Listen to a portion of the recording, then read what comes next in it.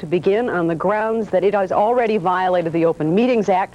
The council, however, is still scheduled to convene for the purpose, we believe, of selecting Eugene Sawyer as the next mayor of the city of Chicago. The battle is fierce and emotions are high. While the council is getting ready to convene, Channel 5 political editor Dick Kay is there with the latest on what has been a very strange day, including stories of death threats, changed votes, and so many deals we can't even begin to count them. Dick? Ron and Carol, it's one of the wildest days I've seen in the history of Chicago politics, at least in the history I've been covering. First of all, we may not have a council vote this afternoon. There could be a delay. It may very well be that Alderman Eugene Sawyer's forces will call some kind of a recess. There have been rumors all day that some of Sawyer's forces are slipping away and that some of them want to cool it for a little while in the face of intense community pressure and political groups lobbying on behalf of Timothy Evans. Secondly, Mayor David Orr, who is the interim mayor who will be in the chair when the city council convenes, has said that he will require 34 votes to suspend the rules. He said it's customary to suspend the rules to take action on a resolution immediately. There is some dispute as to whether this would be a resolution or an election, but Orr is going to stand by that. Sawyer's forces might not have 34 votes. If they don't, it'll go to committee. They'll have to figure out a way to get it out of committee. Then Orr says there's some question as to when the city council might convene again. The next regularly scheduled city council meeting is December 9th. However, Alderman Eugene Sawyer's allies say, regardless of delays, they're not going to let the mayor's job slip away. When Alderman Sawyer arrived at City Hall today, he arrived without any of the members of the mayor's security detail. Someone in the mayor's office took them away from Sawyer yesterday after Mayor Washington's funeral. Replacing the bodyguards from the elite security detail were two plainclothes policemen assigned by Police Superintendent Martin. That's the kind of subtle pressure being applied, much of that pressure coming from members of the late mayor's staff, such as governmental liaison Jackie Grimshaw and others who are working frantically behind the scenes for Tim Evans. Alderman Anna Langford was reported to be backing off her support for Sawyer, a rumor she denied. And Alderman Richard Mell charged that Tim Evans' forces were the ones trying to cut deals. Alderman George Hagopian confirmed Evans' forces had offered to give back the committee chairmanship they had stripped away from him after the last election. I told him they took it away from me, so what are they giving me back? So apparently it is that Alderman Sawyer's forces might in fact ask for some kind of recess. Why would they ask for some kind of recess? Because the community pressure today has been intense. They might want to let some of the lobbying die. One thing some of them are saying to us is that they simply cannot afford to let Alderman Eugene Sawyer be elected by a majority of white aldermen and not by a majority of the black aldermen. They had 10 or 11 black aldermen signed up on the dotted line, but they're very concerned that they slip away because some aldermen say, if we let that happen, if we let Sawyer be elected by a majority of the white aldermen, we simply can't go back and live in our own communities right now. But we hear that, be that as it may, Alderman David Orr, who's the interim mayor, as we said before, might issue a series of parliamentary rulings that could delay this vote. We'll have to wait till 5:30 to find out. Dick, by your count, does Sawyer have it? Sawyer still has it by my count, and what I am told is that even though there were a number of aldermen who had not signed up on the dotted line, that if one or two of Sawyer's supporters slipped away, that there would be others to be added, but those would have to be white aldermen. That's a scenario that I don't think they want to carry out. And be aware, Dick, of the story breaking at this hour, a hearing about to begin on the Better Government Association suit. They're asking for a temporary restraining order to stop the whole thing, saying the proceedings leading up to this have violated the Open Meetings Act. Well, the people who would prosecute an Open Meetings Act would be Attorney General Neil Hartigan or State's Attorney Richard Daley, and I haven't seen any movement from either of those camps. So I guess we're not going to see a prosecution in that direction, so it probably took an outside group or a media group to file some charge on the open meetings violations. But certainly we've seen more than a majority of a quorum aldermen gathering in various places throughout the weekend. It's a strange day. Thank you, Dick. All of the scrambling at City Hall tonight, many aldermen are finding themselves in a political pressure cooker. Channel 5's Paul Hogan joins us live with the latest. Paul? Carolyn, if this meeting comes off at 5:30 as expected, it will not be a peaceful one, because as you can see behind me, standing ready to get into this hall are literally hundreds of Harold Washington supporters, people who have rallied throughout the day on radio stations and by word of mouth, and whose slogan is "No deals, stop Sawyer's election, stop this council meeting." As you can hear, they're singing, "We shall overcome." They've wrapped their cause around the civil rights movement, and if they have their way, it will not come off, this meeting that's anticipated for just 1 hour or less than 1 hour for now. It all culminates in a most unusual day at City Hall. Our supporting sources say they've been receiving threats, not just lobbying, but threats. We have. I have. What kind? Death threat. That's what kind of day it's been at City Hall. Ever since this rally last night, when community groups that helped elect Harold Washington vowed to fight the deal to have Sawyer succeed him, lobbying for and against has been no holds barred. Stay together and permit the 26th Washington majority to select the acting mayor. On black-oriented radio stations this morning, the campaign to stop Sawyer escalated, with frequent calls for Washington supporters to mass at City Hall this afternoon and stop the vote. We will die before we allow Mayor Washington's plan and his dream and his goodness to go uncared for. There's going to be war. I'm not telling you how. I don't know how it's going to go. I don't think I would just be predicting. Community activists who were once welcome in the mayor's office believe Sawyer will lock them out and are publicly attacking blacks who are part of the deal. There will be no peace. You will have no rest. We will chase you out of the city, Bill Henry. You guys are betraying the mayor, and you know it. Even pro-Evans aldermen said they had been receiving telephone threats. They stated that if I did not vote for Sawyer, I would be dead. Unquote. However, I do not respond to threats. But all agreed those tactics wouldn't change any votes. I'm one that cannot be intimidated under no circumstances. If I live this evening, I will cast a vote in that city council. Oh, I've got a police car at my house right now because of 2 threats at home and 1 at the office. Who's doing this? Well, it's a good question. I wish I knew. Because if I could ever get my hands on the lowlife that would be responsible for threatening my kids, I wonder whether I could restrain myself. As memorial services for the mayor got underway on the council floor, 6 young men were removed from chambers for displaying signs, vowing they would go on hunger strike if Sawyer is elected. We are not going to eat until we are certain, absolutely certain, that what Harold Washington stood for does not change, that his reform agenda remains absolutely the same. And behind me now you see a live picture, Ron and Carol, of the crowd that is waiting to get into city council chambers, yelling, "We don't want no phony fix, we just want the 26." By that they mean no vote, no council meeting, and they are here, they say, to see that that does not happen. Paul Hogan reporting live from the 2nd floor, City Hall. Paul, thank you. Very much, Paul. Now, the crowds are gathering not only in that hallway where Paul Hogan is, but the crowds are gathering outside City Hall as well. At the UIC Pavilion the other night at the memorial service for Mayor Harold Washington, Reverend Jesse Jackson said there were an estimated 1 million people who filed past Mayor Washington's body as it was lying in state at the City Hall rotunda, and he suggested maybe those same million people might now want to come to City Hall and put the pressure on city government to keep the Washington 26 alive. In the words of the Reverend Jackson, we don't want no fix, we want the Washington 26. Also as part of his rallying cry, Reverend Jesse Jackson said he had been told that Ed Vrdolyak, Ed Burke, and Charles Schweibel had met together immediately after the mayor's death to plot, if you will, the election of Eugene Sawyer. We will have Ed Vrdolyak here live to respond to that statement in just a moment. And our coverage of this new edition of Council Wars will also include a profile of Eugene Sawyer. We'll take a look at a highly politicized memorial service and the latest on the outside protesters that are coming in. Stay with us.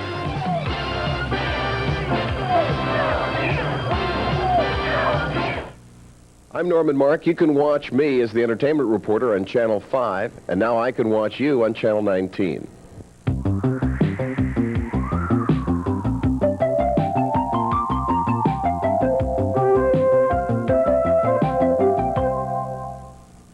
As we have indicated to you very clearly, the situation is fluid at Chicago City Hall. We are still standing by to see if there will be a special meeting of the council at 5:30 this evening for the purpose of electing a new mayor.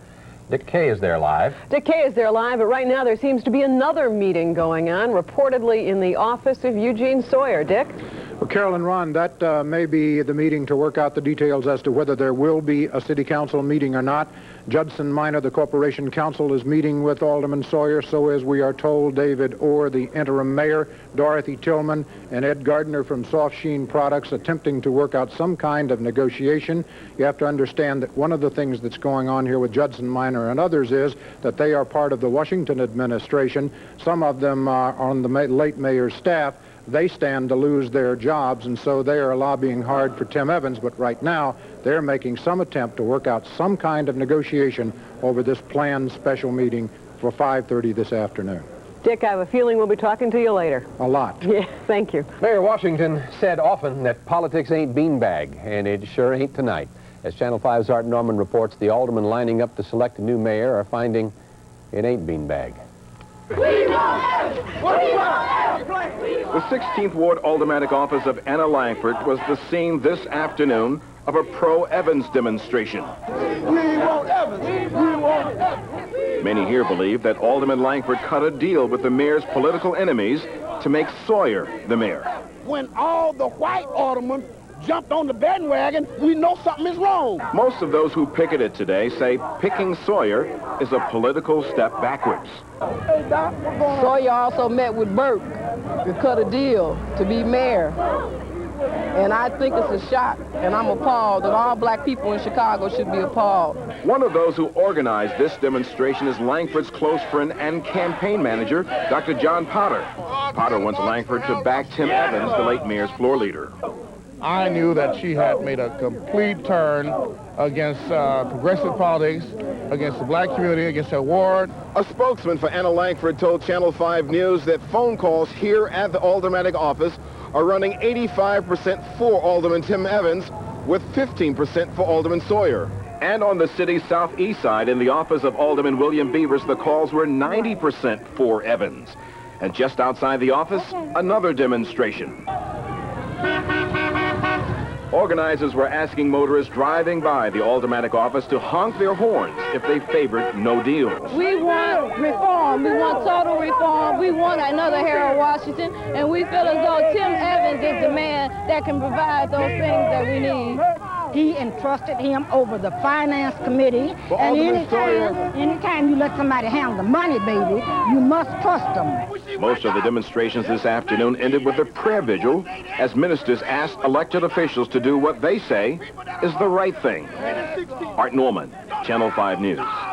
Reverend Jesse Jackson is now out of the ongoing fray over selection of an acting mayor. Jackson departed for Washington, D.C. this morning. There he will participate in tonight's debate between all 12 Republican and Democratic presidential candidates. Before leaving, Jackson expressed some disappointment at what's happening at City Hall.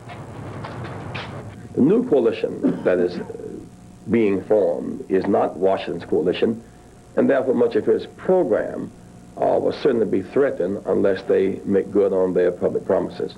Jackson once again argued the mayoral selection process must remain sensitive to public pressure.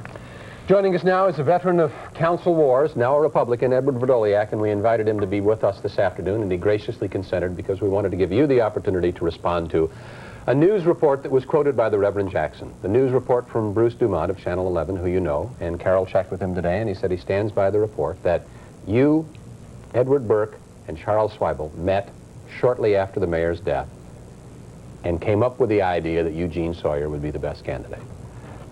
Reverend Jackson has had enough things said about him that weren't true, where he should be very careful about what he says about other people.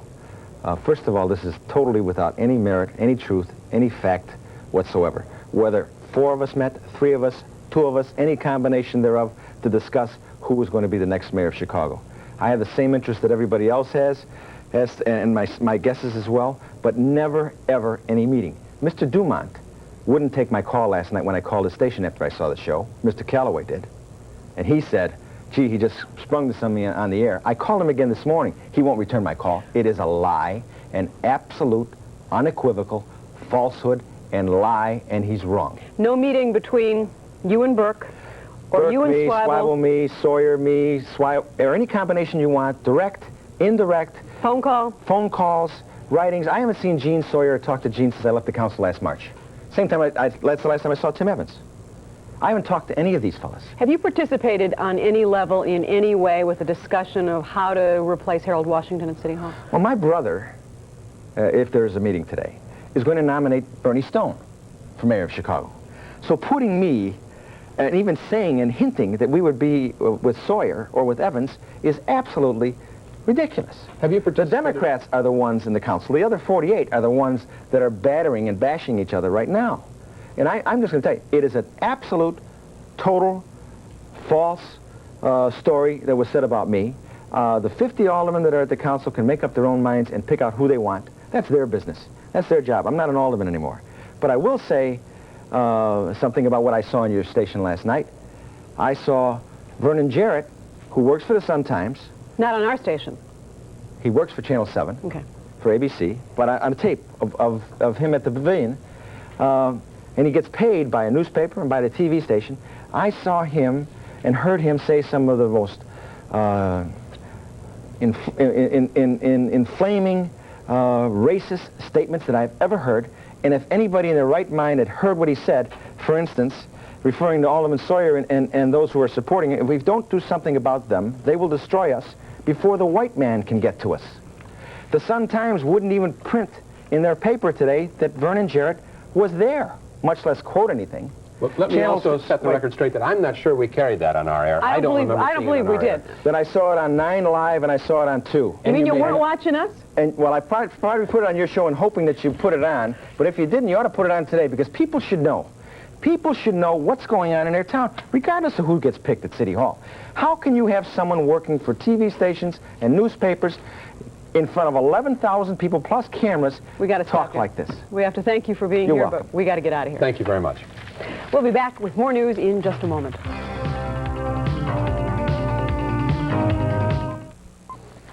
One of the memories that stands out from the past few days in Chicago was singer Stephanie Mills before that audience in the Daley Plaza Memorial Service for Mayor Harold Washington.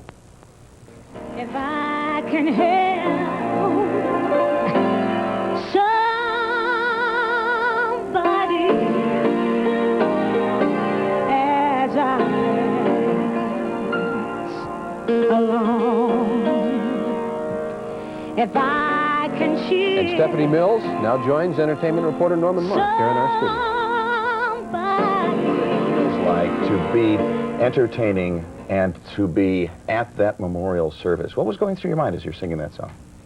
I was sad, and I really felt the sadness of the community. This is the first time I've ever seen people really love a mayor the way they loved Harold Washington. Very much, and thank you for a moment at the memorial for the mayor that was very, very special to all of Chicago. Thank you. Thank you. Thank you, Ron Girl. Let's check back now at Chicago City Hall, where a meeting is scheduled for less than 30 minutes from now. A meeting scheduled, apparently, to elect a new mayor in the city of Chicago, but there are all kinds of scenarios being played out at this hour. Paul Hogan is there live. And Ron, this is what it's come down to. The Harold Washington legacy one day after his marriage. Literally hundreds of people outside City Hall. Many hundreds more on the first floor lobby. And hundreds more waiting on the second floor to get into that council meeting. The doors should open in about 10 minutes. Their cry is no fix, no deals. They are calling Sawyer and his black allies Uncle Toms. They are saying that they have betrayed the black community and the legacy of Harold Washington. I think you can see the faces and the voices of those behind me. They mean business. They intend to try to stop this vote, stop this council session. There are a lot of Chicago police on hand. They say they have the matter under control. There are squad rolls parked nearby City Hall, but so far, no incidents. Paul Hogan reporting live from outside City Hall. Good. Thanks, Paul. Thank you, Paul. In the middle of this political firestorm, two contenders, Alderman Timothy Evans and Alderman Eugene Sawyer, who sat side by side at a memorial service for the late mayor this morning. For both, it was about the only time they've been seated and not campaigning since the mayor died. Wednesday afternoon, even before the mayor was pronounced dead, the scramble for power began. And by the weekend, at least one of the scramblers made a high-stakes offer. Alderman Dick Mell needed one more council vote to become mayor. His one last hope was Alderman Lawrence Bloom. Suffice to say that at every conversation I had with Dick Mell, I told him that I could not go along with him. In fact, Mell offered to get Bloom a $200,000 a year job in a prestigious Chicago law firm, among other things, if Bloom would vote for Mell. We had some unusual conversations. Mell will not talk about it on camera, but the offer shows how desperate the scramble was becoming. It's a time for mourning, time for reflection. A day after the mayor's death, Tim Evans was refusing to talk about politics, but he was playing politics. Thank you very much. Alderman Evans called me and asked me to meet with him. Now, he never said, come down, I want to talk to you about my candidacy. He just said, I want to talk to you. If it's all right for the others to go to the white folks, why can't we talk to white folks? Alderman William Henry's candidate was Alderman Charles Sawyer, a black whom the old guard white establishment could trust. And the battle was on.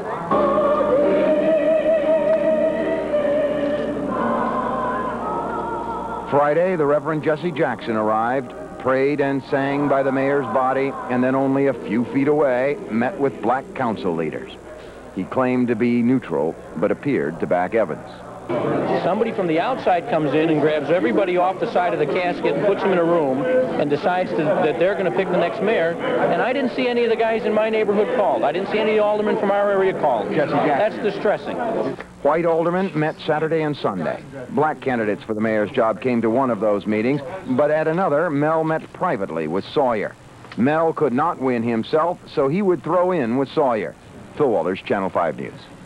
Coverage of the fight for City Hall continues in a moment with a memorial service that looked more like a campaign rally. Stay tuned.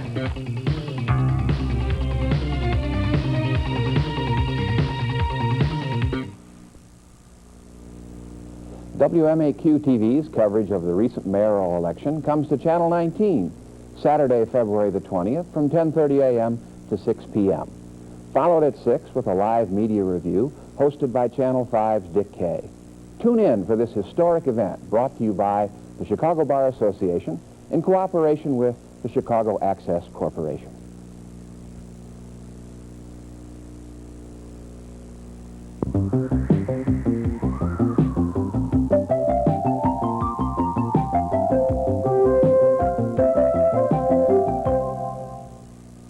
If things go as previously predicted, Alderman Eugene Sawyer could well be mayor before the night is over. Channel 5's Peter Carl joins us for an in-depth look at this veteran Chicago politician. Peter? Ron, Eugene Sawyer is both the alderman and the committeeman in the 6th Ward. He's an old-line politician that was first elected in 1971. Eugene Sawyer has been an alderman for 16 years. He's been through 4 mayors. He's been part of the old Democratic machine. He was part of Harold Washington's reform government.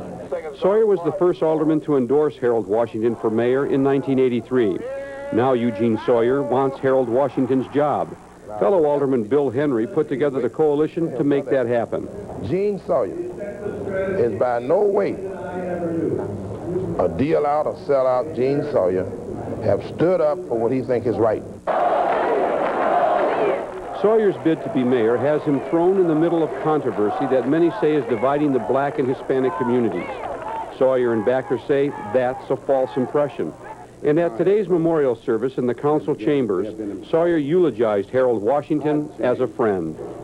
I've been inspired by the mayor's leadership, strengthened by his resolve, and comforted by his friendship. Mayor Washington's gift to us will not be misused. Eugene Sawyer is 59 years old. He is a former high school biology teacher, and he was a chemist for the city water department. That was before he joined the machine. While a machine Democrat, one of his most controversial stands dealt with the 1981 remapping of the city's 50-ward boundaries. Critics called the changes racially biased because it undercut black and Hispanic representation on the council. 15 aldermen, including 6 blacks, opposed the remap ordinance. Eugene Sawyer voted in line with Jane Byrne and other machine Democrats. 40th Ward Alderman Patrick O'Connor backs Sawyer now for mayor. Well, we're willing to get a mayor that's going to help run the city. And we're willing to get a mayor that will be able to get support black and white, rather than a mayor who is going to be anointed by outsiders and chosen to be the guy with no consultation with aldermen in our areas. And Gene Sawyer will be a man who will stand on his feet? It's my belief that Gene Sawyer is his own man. Sawyer's ethics statements over the years says he has no outside financial interest or income since he became an alderman. He raised money for his organization as the 6th Ward committeeman, and his brother Charles Sawyer was and still is in charge of his campaign finances. Charles was the director of the City Revenue Department at the same time he was raising campaign money for the 6th Ward. $4,500 of that money came from collection agencies trying to get city contracts. $2,500 of that money came from a company run by FBI mole Michael Raymond. And because of that, some say that Eugene Sawyer has some baggage because of his brother's connection to the corruption investigation here at City Hall. But backers of Eugene Sawyer say not so. They say that he's clean and that his brother is even cooperating with investigators who are looking into the investigation called Incubator. Ron and Carol? At this hour, there is a court challenge underway to stop the City Council meeting that is set to begin in just a few moments. Channel 5's Derek Blakely is there live following the hearing for us. Derek? Ron, the suit is filed by the Better Government Association, and it argues that any mayoral vote would be illegal because it would be based on a series of secret aldermanic conferences held over the weekend. Conferences which the BGA says were illegal because they violated the Open Meetings Act. The hearing is being recessed, or I should say is in recess right now, while Alderman Edwin Eisendrath is brought over from City Hall. He will testify that there was a majority of a quorum, that means more than 14 aldermen, at least one meeting over the weekend, and mayoral succession was discussed there. The hearing will be resuming shortly, and we could have the bizarre situation of a judge deciding here whether the council meeting is illegal, even while the council meeting is going on. Reporting live from Daley Center, I'm Derek Blakely, Channel 5 News. All right, thanks very much, Derek. We also want to check in on the political situation as it changes. The situation is very fluid at the City Council chambers. They are beginning to gather. We are waiting to find out if we're even going to have a meeting at 5:30. Dick Kay is there live. Dick? Ron, we still don't have the answer to that. However, we can tell you most of the white aldermen are gathering here now. We still don't see any of the black aldermen. We assume that they are still upstairs in Alderman Eugene Sawyer's office negotiating the parliamentary procedure. We also reported earlier that interim Mayor David Orr is prepared to say that it takes 34 votes to suspend the rules for a vote immediately. So we really don't know what's going to happen yet, but we are just a few minutes away from what is supposed to be the start of the meeting. This is Dick Kay at City Hall. We are outside the City Council chambers where the doors have just now opened and they are beginning to let the people in. These people, hundreds of them, have been waiting for about an hour and a half, and not so patiently. They have been chanting, "Down with Sawyer, no fix, no vote," and now they're about to go in. What they don't know is that many city employees have been coming in through a side door and filling up many of the seats.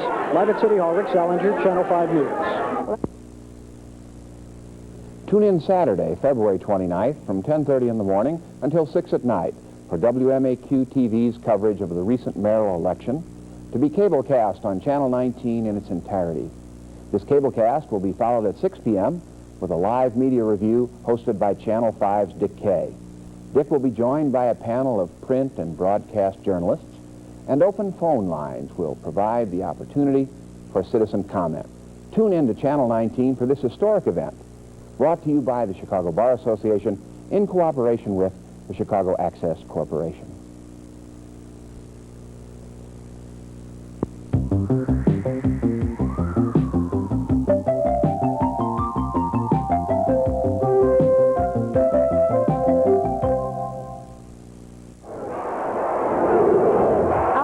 City Hall tonight, the voice of the people, some of the people anyway, making itself heard in the battle over who will be Chicago's new mayor. While inside, 50 aldermen may yet vote tonight on who will replace Harold Washington. Channel 5 political editor Dick Kay is live in the council chambers right now. Dick?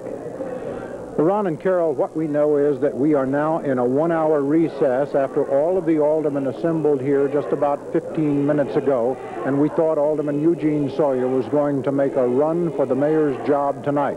We are now told by sources that Alderman Sawyer has reconsidered once again, as he has been doing all day. He is very concerned about the apparent divisiveness that's going on in the community.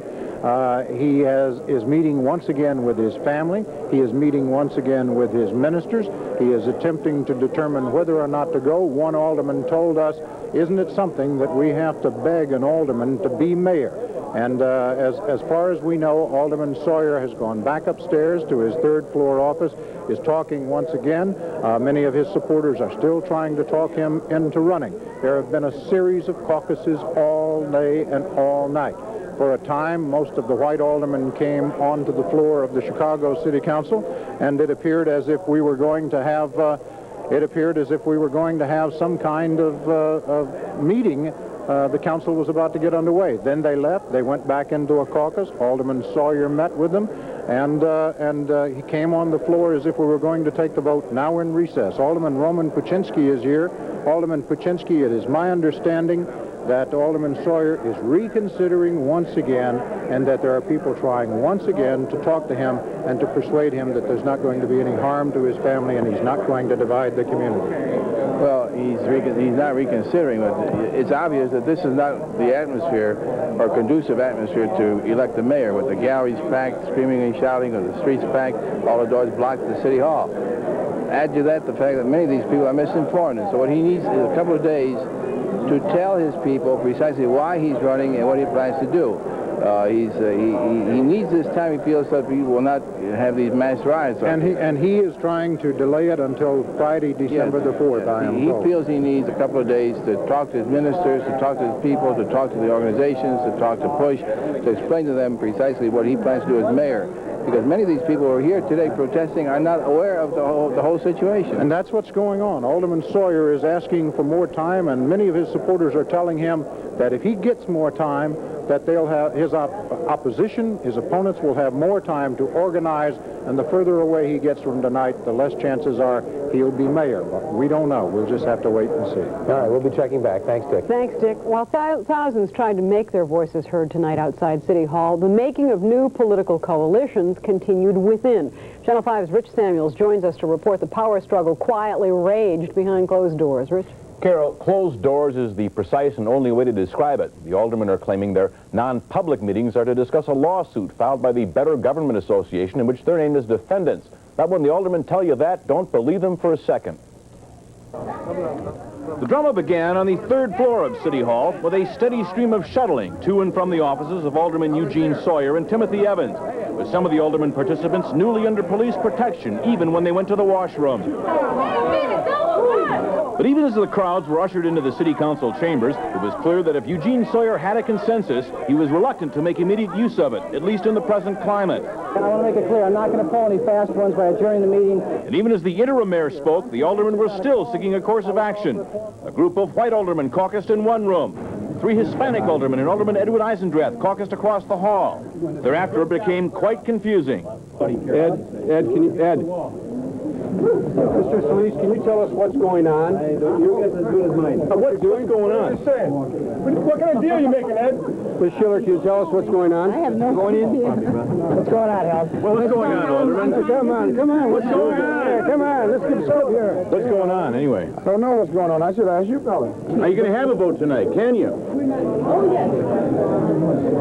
Oh, yes. In prayer, aldermen finally sought divine guidance. And the reason for not going ahead tonight, the fact that there's been just too much pressure. I got it. I'm talking about the crowds and other things. Let's see what happens. Alderman, do you feel that we still have the votes? We still have the votes, yes. The votes, however, remain to be tallied, Carol and Ron. Thank you, Rich. Thanks, Rich. It has been a night where City Hall, for a time, had been under siege. There were thousands of people outside saying they wanted no part of any political deals. Channel 5's Paul Hogan has been with the crowd outside City Hall throughout the evening, joins us now live with the latest. Paul? Carol and Ron, it's very difficult for me to hear what's going on upstairs. All the people who've been down here today care about is Eugene Sawyer has not been elected mayor yet. That's been their purpose in being here. Earlier today, there were thousands out here closing this foul street. Police have to seal off City Hall. In fact, at this hour, it still remains sealed off. with hundreds inside, hundreds outside. Their favorite slogan tonight, Sawyer's in a Cadillac, looking like Vrdolyak.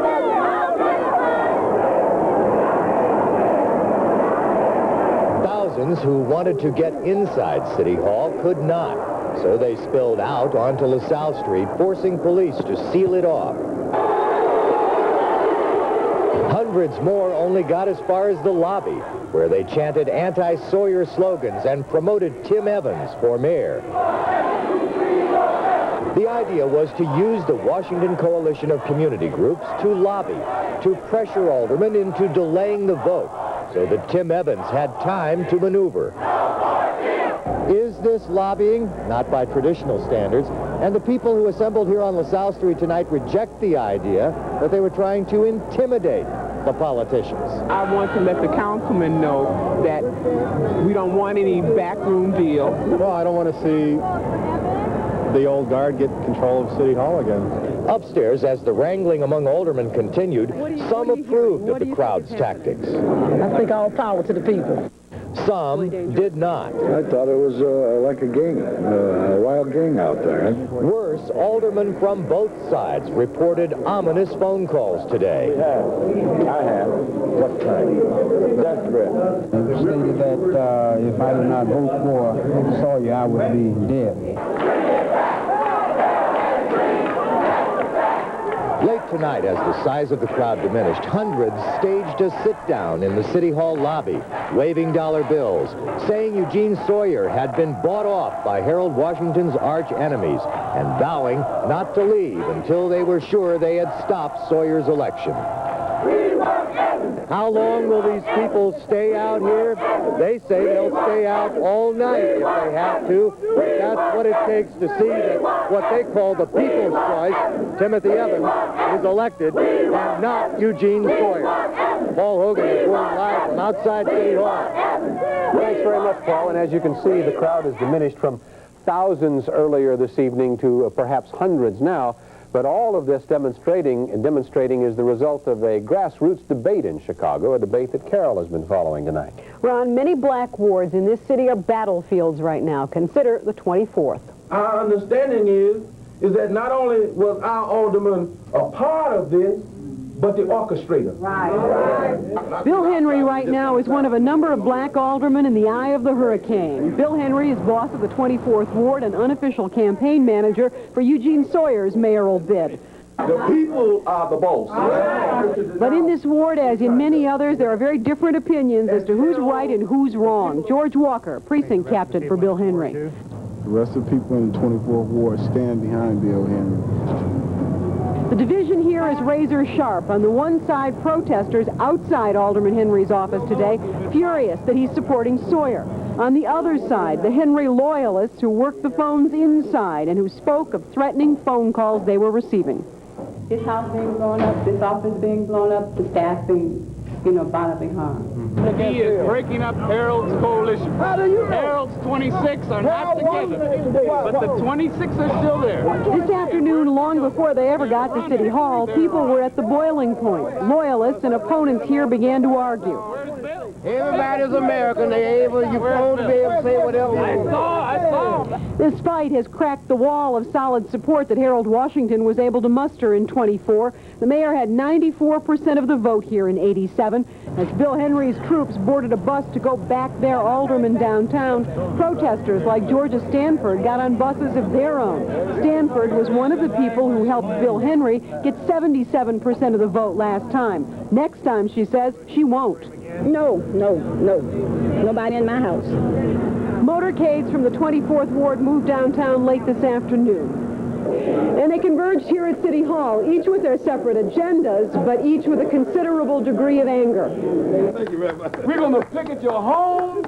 We're going to picket your office. At City Hall, the pressure on Bill Henry and other pro-Sawyer aldermen was intense.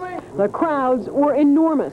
But Bill Henry was refusing tonight to concede defeat or even that the pressure was getting to him.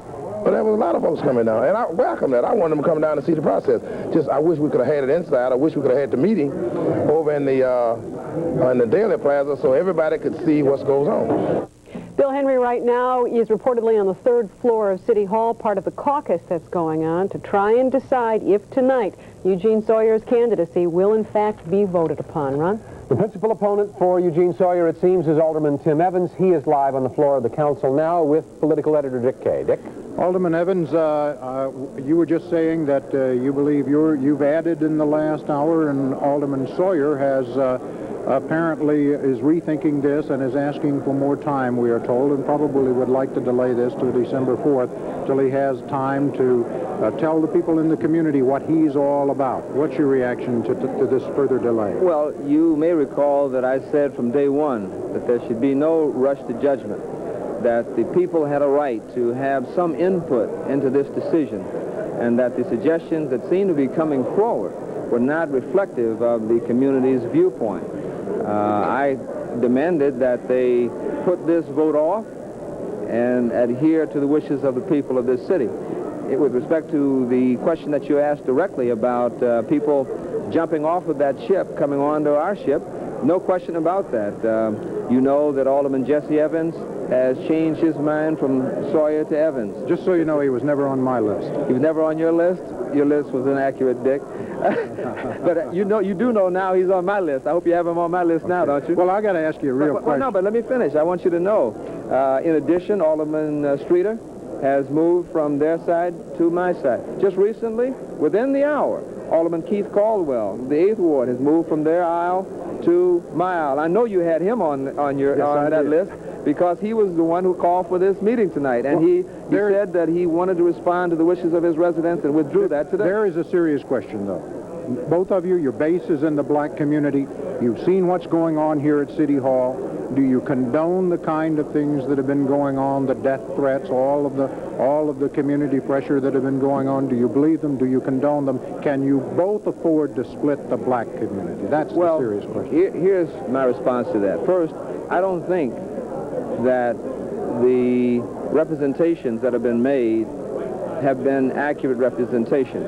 I see here residents attempting to exercise their constitutional right to be heard, to petition their government, to see their government in action, to see people deliberate on their behalf. After all, each alderman represents 60,000 people, and they're here to make certain that their respective aldermen do what is right, fair, and proper. Now, you say that there's a split. No, I said you can't afford to split. Well, I think we can afford to be right. Anytime you're right, it's best to follow that course. And if you're right, ultimately you'll have a majority. And I say that you see a groundswell reflecting that majority. I don't think there's any question about who these people support. And you're still in it. No question about that. And I would rush to also add that some were bragging that it was all over. You remember the newspapers saying that Sawyer had it wrapped up? They said by 5:30 today that Sawyer would be the new mayor. Seems to me it's after 10, and we don't have a new mayor. Wonder what happened to that coalition.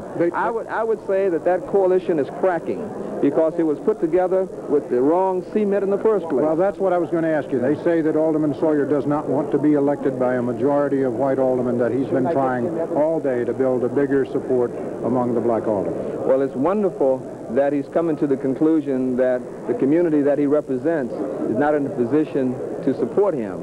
And I believe that if we can build a coalition, the 26, that were the Harold Washington 26, if we can have that coalition of individuals reflect what their residents are asking be reflected, then we will see a victory here tonight or someday in the very near future for Alderman Tim Evans. And I hope at the same time for the citizens of the city of Chicago. Ron and Carol. Dick, I am interested. Dick, Alderman Evans has said he wants to wait.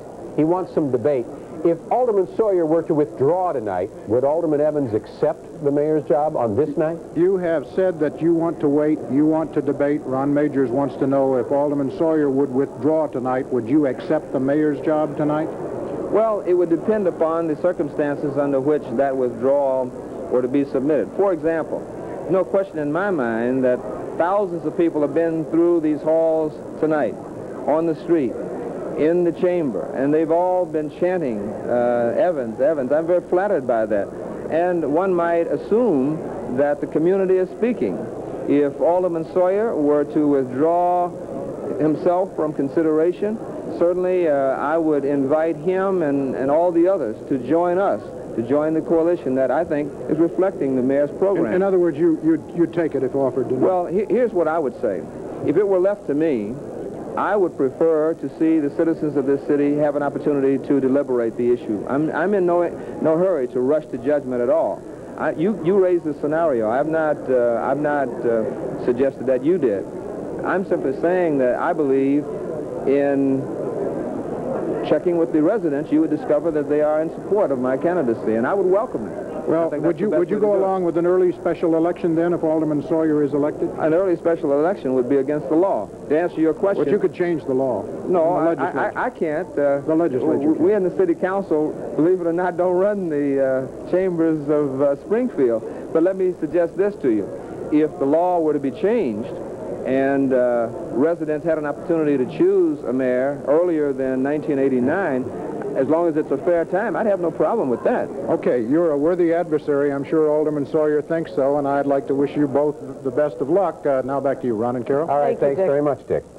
There is a sidebar debate within this debate. The Chicago Sun-Times reports receiving about 1,000 phone calls to protest remarks made by columnist Vernon Jarrett at last night's memorial for the mayor.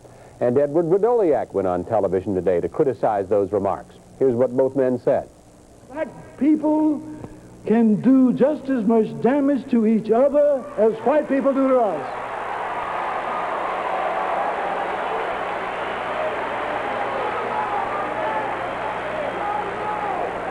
And if we don't do something about them, they will destroy us before the white man can get to us.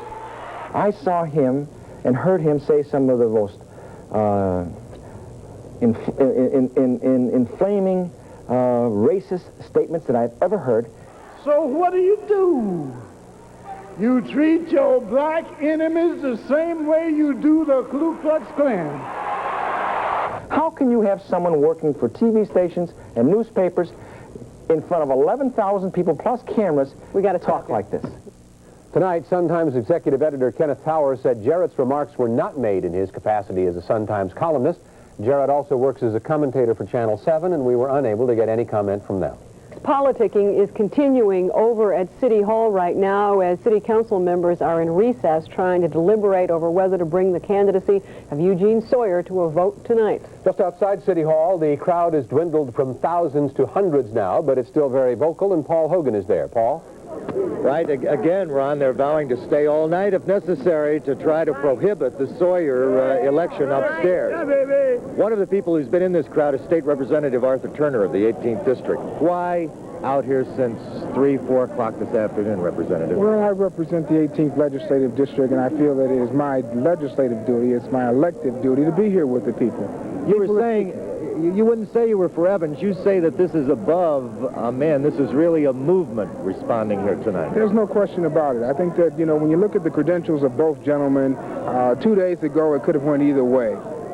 It's the political maneuvering and bickering that has taken place in the last 24 hours that has made it where the movement is again speaking. I think that if there was a popularity contest or a poll taken a couple of days ago, it could have shifted either way. But now the people are definitely behind Evans, and I think that the people are speaking. When I was upstairs, I noticed that in the council meeting, a few of the aldermen, in fact, Alderman Cardwell, I know many of the viewers probably saw it, has said that the people have spoken, and he now has asked that the council adjourn the meeting and his name be removed from it. And I think that there are going to be other aldermen who are going to do the same thing tonight. Ron and Carol, the folks out here believe that what they did this afternoon and tonight made the difference, that they are switching votes upstairs with this kind of pressure. Paul, would you ask Representative Turner if there is any possibility that Eugene Sawyer can be an acceptable candidate at this point to the black community? Is there any possibility, do you think, that Eugene Sawyer could be an acceptable mayor to the black community? Candidate? You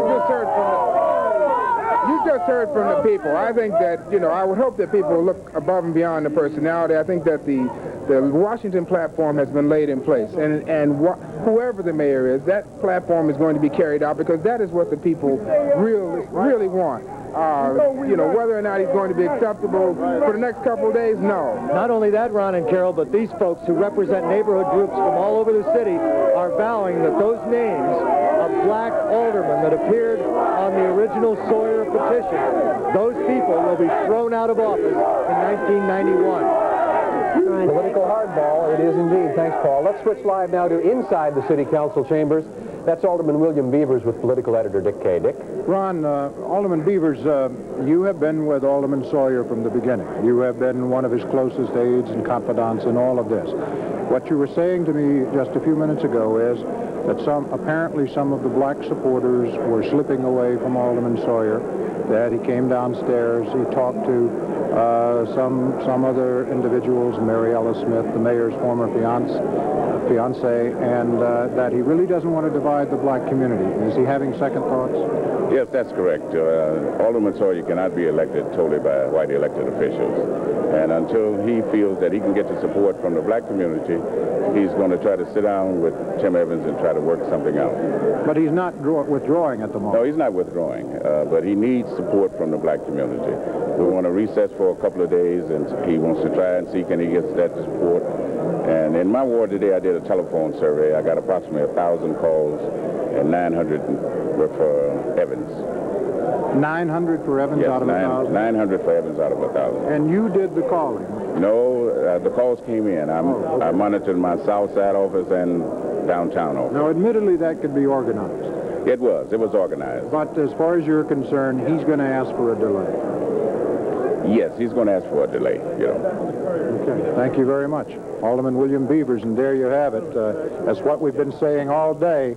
Alderman Sawyer simply doesn't want to be elected by all white support. He just couldn't do it. Dick, going back to Ron's question, though, if Alderman Sawyer asks for a delay, is it still possible that the Evans forces could try to bring this to a vote tonight and elect Timothy Evans anyway? I don't think they have the votes to do that tonight. I think that they would have some difficulty doing that, but I do think that the longer the delay for Alderman Sawyer, the more opportunity there is for the opposition forces to get better organized than they are today, and it may be just simply slipping away from Alderman Sawyer unless he changes his mind once again and goes for mayor tonight. All right, very much, Dick. I think we need to, as we did earlier today, remember that it was Mayor Harold Washington who said politics ain't beanbag. And it sure ain't beanbag tonight in Chicago. There have been death threats. There have been pickets at the homes of aldermen. There have been pickets at the offices of aldermen. There have been police guards withdrawn and reinstated. It's a crazy day, and we're going to stay with you through the night until we get a decision on what's happening tonight. I'm Phil Donahue, and as you know, this is not my regular television home. I am, however, pleased to appear on Chicago's Community Access Television Network, Channel 19.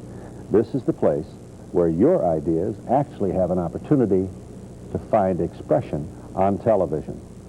This is a channel which respects America's thesis of broadcasting, namely that the airwaves belong to you. So join your cable neighbors and let them know how you feel. This is your right. This is your channel. Use it, or you'll lose it. Channel 19, Chicago's Community Access Television Network.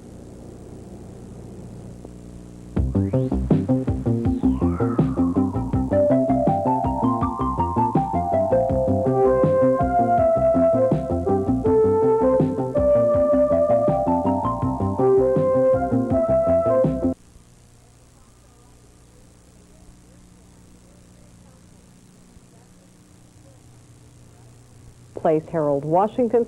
We're going back to the City Hall. Yeah, and before we get back to Dick Kay and Alderman Bloom, you're getting as rummy as I am. You said 10:28, and it's 10:38. You're right. Never mind. At least it's Don't still listen. Tuesday night, isn't it? I think Still it is. Tuesday night. Dick Kay is live on the floor of City Council with Alderman Larry Bloom. Dick? I don't even know if it's day or night. I've been here so long, folks. But Alderman Larry Bloom is here from the 5th Ward. Alderman, I'm going to hit you with a question. Somebody told me that you had the votes to be mayor, but you didn't want it all to be completely a white vote, that you probably could have become a compromise candidate. Could you? I'm told that that's true. It was my opinion that without proper time for the city to think about other candidates, and surely from my point of view, without broad-based support from the black and Hispanic communities, that it would be inappropriate at this time. I think we'll reach a consensus candidate, but if we don't, and if there is a void later in the week, if we so adjourn, and if there is broad-based support, obviously I would entertain it at that time. But you believe you had the votes, albeit not very many black votes under these circumstances? I was not in any room where such a vote was taken. I was so advised of it, though. Let me ask you one more question. It is the sense that Alderman Sawyer wants time to tell people who he is. He said the other night there's been a lot of character assassination going on out there. I'm sure it applies to both sides if true. But how do you tell people who you are in this kind of atmosphere? How does he tell the community who he is? I think it's very difficult, but if Gene Sawyer did call a press conference, for example, and just said, here's who I am, here's my background, here's what I've done for the community, he would, I think, get a fair hearing. Surely the other candidates, Alderman Evans in particular, would be in his rights to do the same thing, and that's good. And maybe that's what this cooling off period is about, so that the people can get to know, outside of slogans, who the people are. Do you think that we're going to get a vote tonight? I doubt that we will get a vote tonight except to adjourn. Ron and Carol, any questions? Dick, I'm interested in using Alderman Bloom's political expertise for a moment. In terms of the people around City Hall, how much of a groundswell of grassroots support are we looking at, and how much political organization are we looking at? Ron Majors wants to know, in terms of the people around City Hall, all of the crowds, etc., how much of a groundswell of grassroots support are we looking at, and how much political organization are we looking at? I can't tell, and surely some of it is organized, but I think a lot of this is just people responding to their feeling that a decision is being made without sufficient time for reflection, and that they're just protesting more, why the rush, and are not being necessarily organized for a particular candidate. But we've seen this before, because as I recall, when Alderman Wilson Frost was trying to be mayor after Richard Daley's death, that there was a great deal of community protest and some organizing going on then too, and some of the same players were involved. Back to you, Ron. Well, certainly not much happens at City Hall by accident. We know that, Dick. No, thank you, Dick. Thanks very much. This story is one of those stories that is an inside-outside deal. Right now, Paul Hogan is on the outside part of the story. Paul? And joining me, Carol, is a face familiar to our viewers over the past few days of coverage of the death of Mayor Washington and the succession from the Tribune editorial board, Clarence Page. Clarence, it struck me seeing these thousands of people descend upon City Hall tonight. This action here, outside on the streets, is really a part and parcel of the mayor's death. Well, we can certainly see a lot of very high, heated emotions. A big reaction here.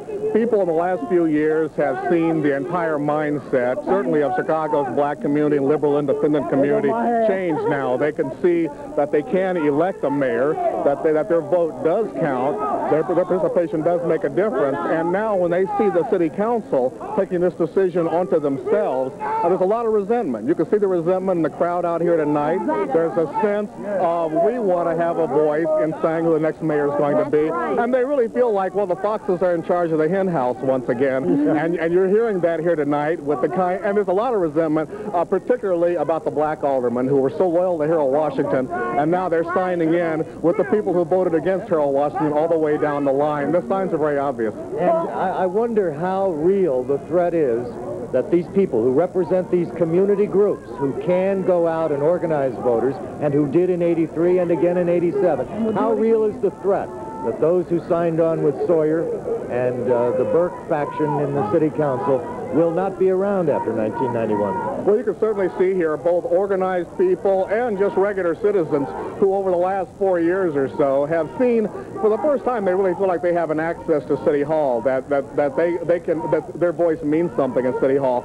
I cannot imagine the stripes changing of the old political order now, and I'm sure over the next couple of years, people are again going to see resentment building up over not having that access anymore. And they're going to remember. They're going to remember what happened here tonight. They're going to remember how these aldermen are voting. They're going to remember these aldermen saying that, well, we've decided that this is the choice that we want, and we really don't care about a special election right now. People are going to remember that. In fact, one of the chants here, Ron and Carol, tonight was, we won't forget. And they're going to get theirs. That's the mood here on the street. Ron and Carol. Thank you very much, Paul.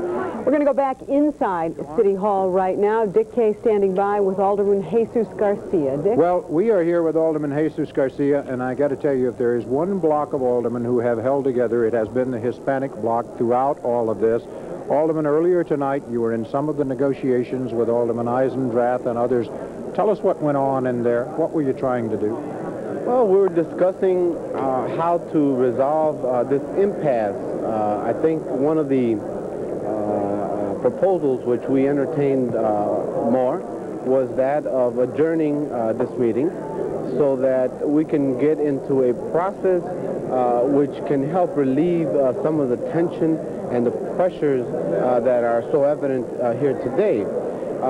We just felt that this thing was rushed into, and that in order to really make a sound decision, that time was essential so that people could air out their feelings, people could try to be as rational as possible. And it's a very difficult situation. It's an incredible situation. Well, but you must admit that Alderman Gutierrez said last night, come down and ring City Hall. I mean, some of this is orchestrated, or at least asked for. Well, I don't know if one should categorize it as an orchestration. I think by the same token, one can call it democracy in action.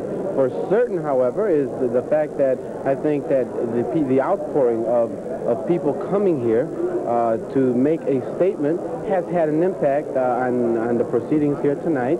And I think this is what democracy is about. Some people will say, well, this is mob rule. I don't think that you get mariachi bands coming to City Hall to serenade the memory and the legacy of Harold Washington.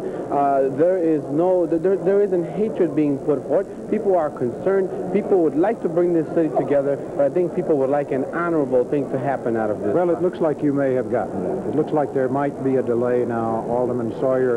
And by the way, we can talk about that right now. If you just come over here a little bit. Peter Carl, one of the people who's been working this hall all day, has just come down from the third floor. Peter, what can you tell us? I was up in Alderman Sawyer's office, and it looks like the public outcry has had a definite effect on Alderman Sawyer. I just finished interviewing Alderman Beavers.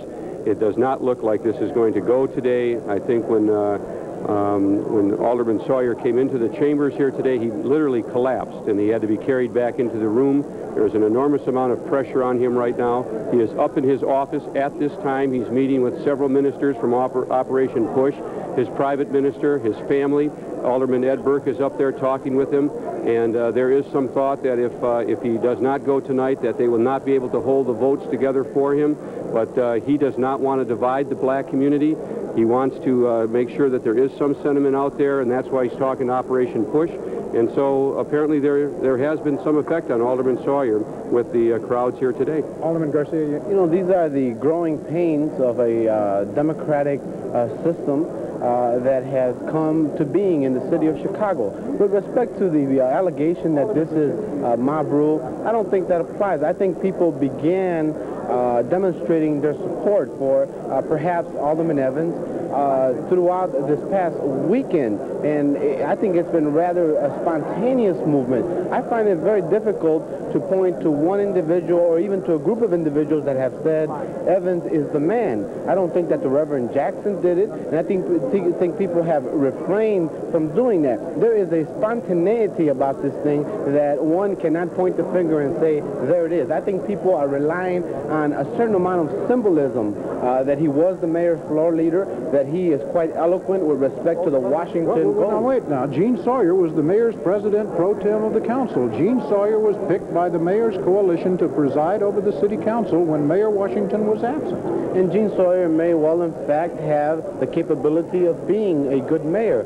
However, I think that the people, masses of people throughout the city, have indicated that Tim Evans is really the representative and the heir to the Washington legacy, and that he can be its best spokesperson, and he can continue the Washington agenda and tradition for reform and progress in the city of Chicago. There was one other question that comes out of all of this today that I've been hearing throughout the hall, running through these halls today, and that is that aldermen are elected by the representatives of their various wards, and that when they represent the alderman, that they are representing that alderman to speak for them. And if, in fact, Alderman Sawyer has the 35 votes, as Alderman Burke says that he has now, 35 votes out of the 50 wards, that's a lot of people. That's a lot of aldermen who represent the people in their communities, and these aldermen say that they speak for that community. And this is the process. It's the aldermen who now vote representing the people that are in their wards. Well, we obviously have a unique situation here tonight.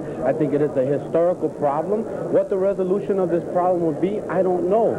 I think that people are giving it a thorough thinking, and I think people would like to avoid polarization. I think people would like to have a mayor who will be able to govern and continue to move our city forward. Ron Majors and Carol Marin. Yeah, Dick, we're also interested from Alderman Garcia.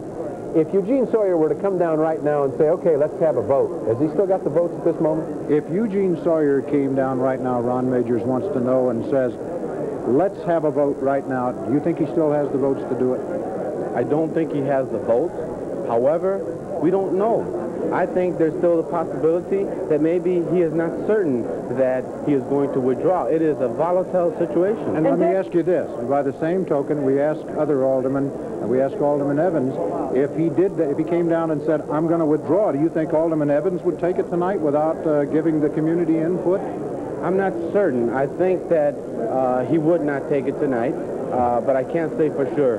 This is history in the making. Carol? Dick, is there not, and I ask you this question as much as Alderman Garcia, isn't there considerable skepticism about this business that Evans wasn't the designated hitter of Jesse Jackson and some others, as though no one verbalized that in point of fact, that's what behind-the-scenes dealings were pointing to? Carol Marin raises the point, and it's a good point. While you indicate that Jesse Jackson and others did not, in fact, announce their support for Alderman Evans, there is a lot of skepticism out here that, in fact, behind the scenes, an awful lot of people out there who are from Operation Push, the mayor's staff, Ernest Bearfield, Jackie Grimshaw, and others are, in fact, out there lobbying and pushing for Alderman Evans, and that behind the scenes that he was, in fact, the Reverend Jackson and others' choice, because Reverend Jackson himself said you ought to go down to the hall tomorrow and watch the process.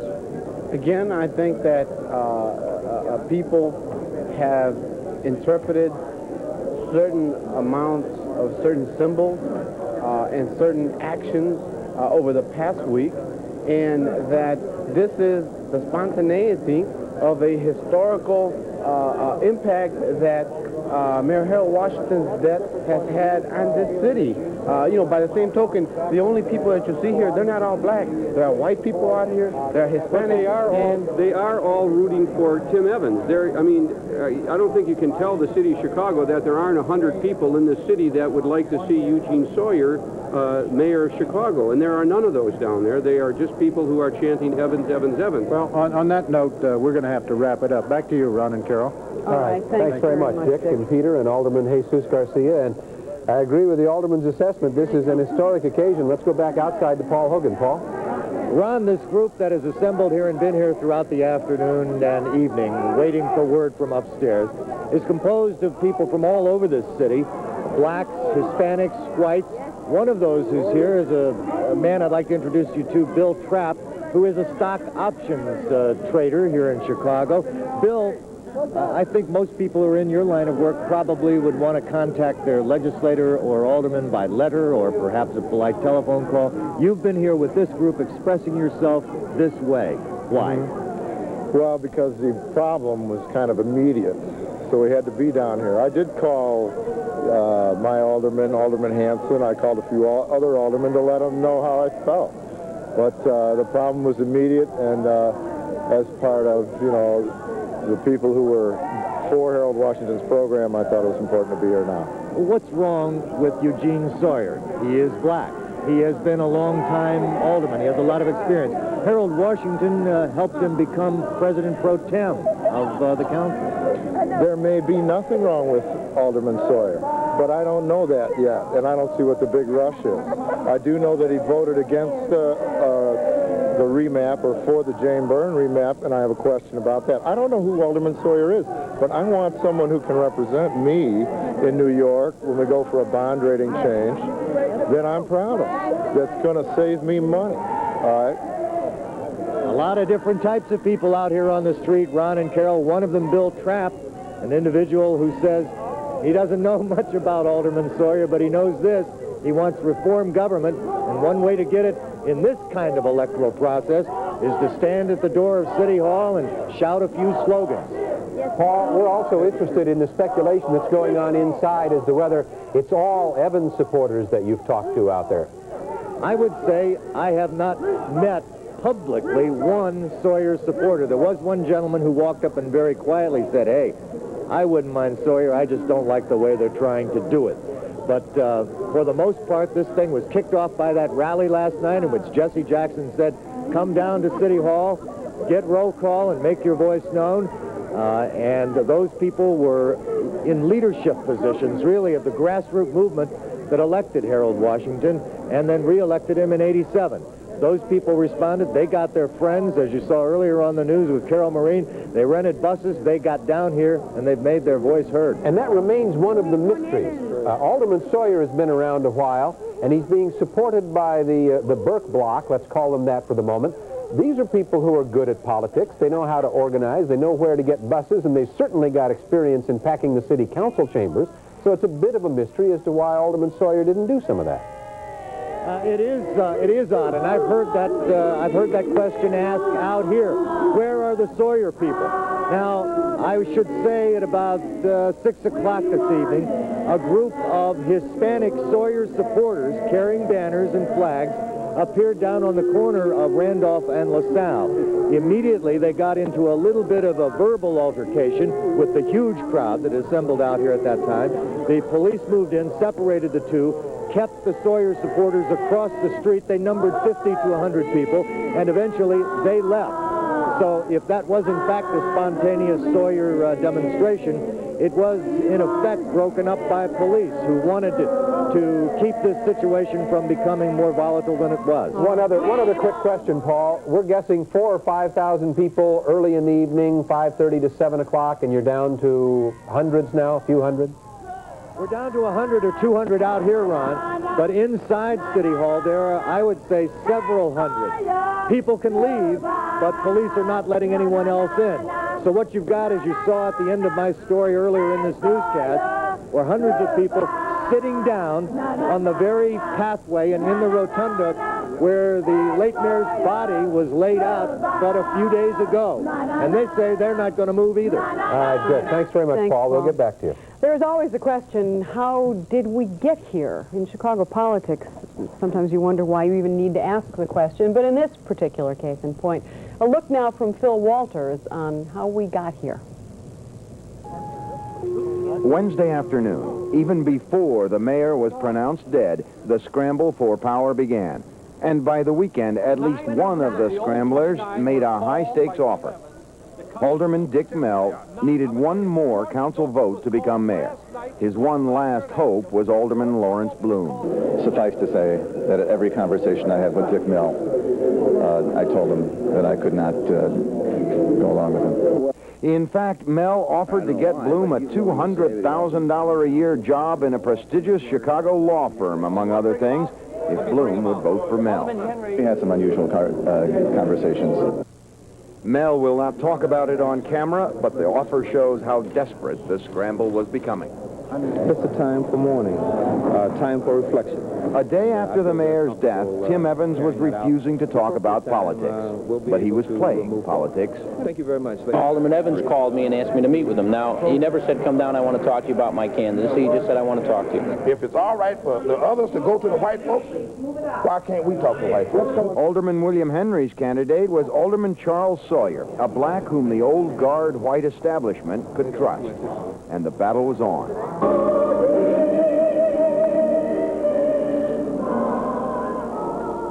Friday, the Reverend Jesse Jackson arrived, prayed and sang by the mayor's body, and then only a few feet away, met with black council leaders. He claimed to be neutral, but appeared to back Evans. Somebody from the outside comes in and grabs everybody off the side of the casket and puts them in a room and decides that they're going to pick the next mayor. And I didn't see any of the guys in my neighborhood called. I didn't see any aldermen from our area called. That's distressing. White aldermen met Saturday and Sunday. Black candidates for the mayor's job came to one of those meetings, but at another, Mell met privately with Sawyer. Mell could not win himself, so he would throw in with Sawyer. Phil Walters, Channel 5 News. One correction, Phil mistakenly said Alderman Charles Sawyer. Charles Sawyer is Eugene Sawyer's brother. Eugene Sawyer is the alderman and the candidate in this case. And this is Alderman Bill Henry, who is standing by live with political editor Dick Kay. That's right, Alderman Bill Henry from the 24th Ward. Alderman Henry, you have been upstairs. You have been talking with Alderman Eugene Sawyer most of the day and just came down, as I understand it. Yeah. Where are we going? What's the deal? In a few minutes, I intend to motion the council to adjourn until Friday for the purpose of allowing cool heads to prevail, for the aldermen to try to get together to work it out among themselves, for the aldermen then to meet with community organizations and ministers, business groups, commercial groups that have some interest in this city, and then come back on Friday afternoon for the purpose of voting for a mayor. And I hope that Gene Sawyer will have the same number we have, and I hope also that that the opposition side will come over to our side and make it unanimous for Gene Sawyer for mayor. Well, we are told that Alderman Sawyer's votes are slipping away, and that the further away he gets from tonight, the less the chance there is that he'll be elected. That's not true. His peers here in the council think that because he's the president pro tem, and because that he was the first one to endorse Harold Washington in 1982, of all the blacks commitment in Alderman, he was the first one. And the fact that when Harold Washington, our late honorable mayor, would leave that podium, Gene Sawyer would take his place. So we saying the man with the gavel that Harold Washington trusted and confident, that we think that he should move to that seat. Carol Marin, I'll relay. She has a question for you. Dick, Alderman Garcia, when you spoke to him, named names. He said, in point of fact, that Alderman Caldwell had now flipped back into the Evans camp, that Alderman Streeter had flipped back into the Evans camp. Will you ask Alderman Henry about those names? Alderman, one of the aldermen said that several people have slipped away. I believe Mr. Evans said that Alderman Caldwell has come over to his camp, Alderman Jesse Evans and Alderman Streeter, that they have come over to Tim Evans' camp and that he will be victorious. Have they slipped away? They have changed their position because of threats on their families, threats to their life, and they are concerned. I understand that, and I understand the concern, but I will not be moved by threats. I will not be intimidated. I'm just like Harold Washington to that degree, that when he thought he was right, he stuck to it, and I think that I'm right. And I think that Eugene Sawyer would be mayor on Friday of this week. But, Dick, given what Alderman Henry has just said, that seems to be subtraction from their forces. It seems they have lost numbers. Yes, Carol Marin points out that what you've just said is, you've agreed, you've confirmed that that is a subtraction. You have lost numbers. I think that's all that's going to change. I think after Operation Push and other community organizations that's concerned with the growth and the progress of this city, and that they find out that Eugene Sawyer will follow the blueprints that laid down by Harold Washington, I think that we won't have any problem of holding the votes. But you plan to move to adjourn, so it will be over tonight at least. And but don't you agree that that will give time for the opposition to organize too? Of course, and we understand that's part of the chances that you take. But some members from the media, some members from the clergy, and from other community organizations have pointed out to us, all of us, that maybe we ought to hold off until a later date and then come back and vote. Meanwhile, we'll be able to inform our constituencies more and educate the public more on the process, so they will understand what we got to do. Confirm something. I am told that Alderman Sawyer came down to the council chambers, that he saw this crowd, he saw the turmoil that was here. We thought we were about to get a vote. He talked to Mary Ellis Smith, and he nearly collapsed. That's not true. No, that's not true. But he did talk to Mary Ellis. He did talk to Mary Ellis Smith, but he did not collapse, and he did not nearly collapse. Okay.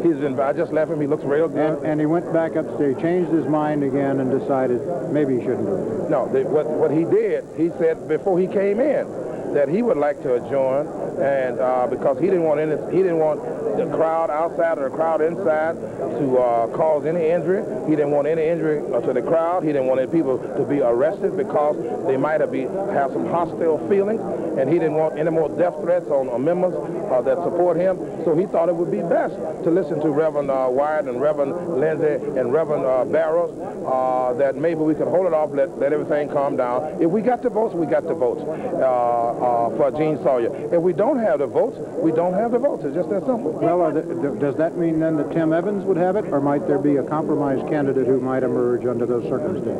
That does not mean that Tim Evans would have it. Tim is a very capable young man, and I hope that he would remain in the position that he's in. I'm just telling you that I think we have some votes that we're going to stick with.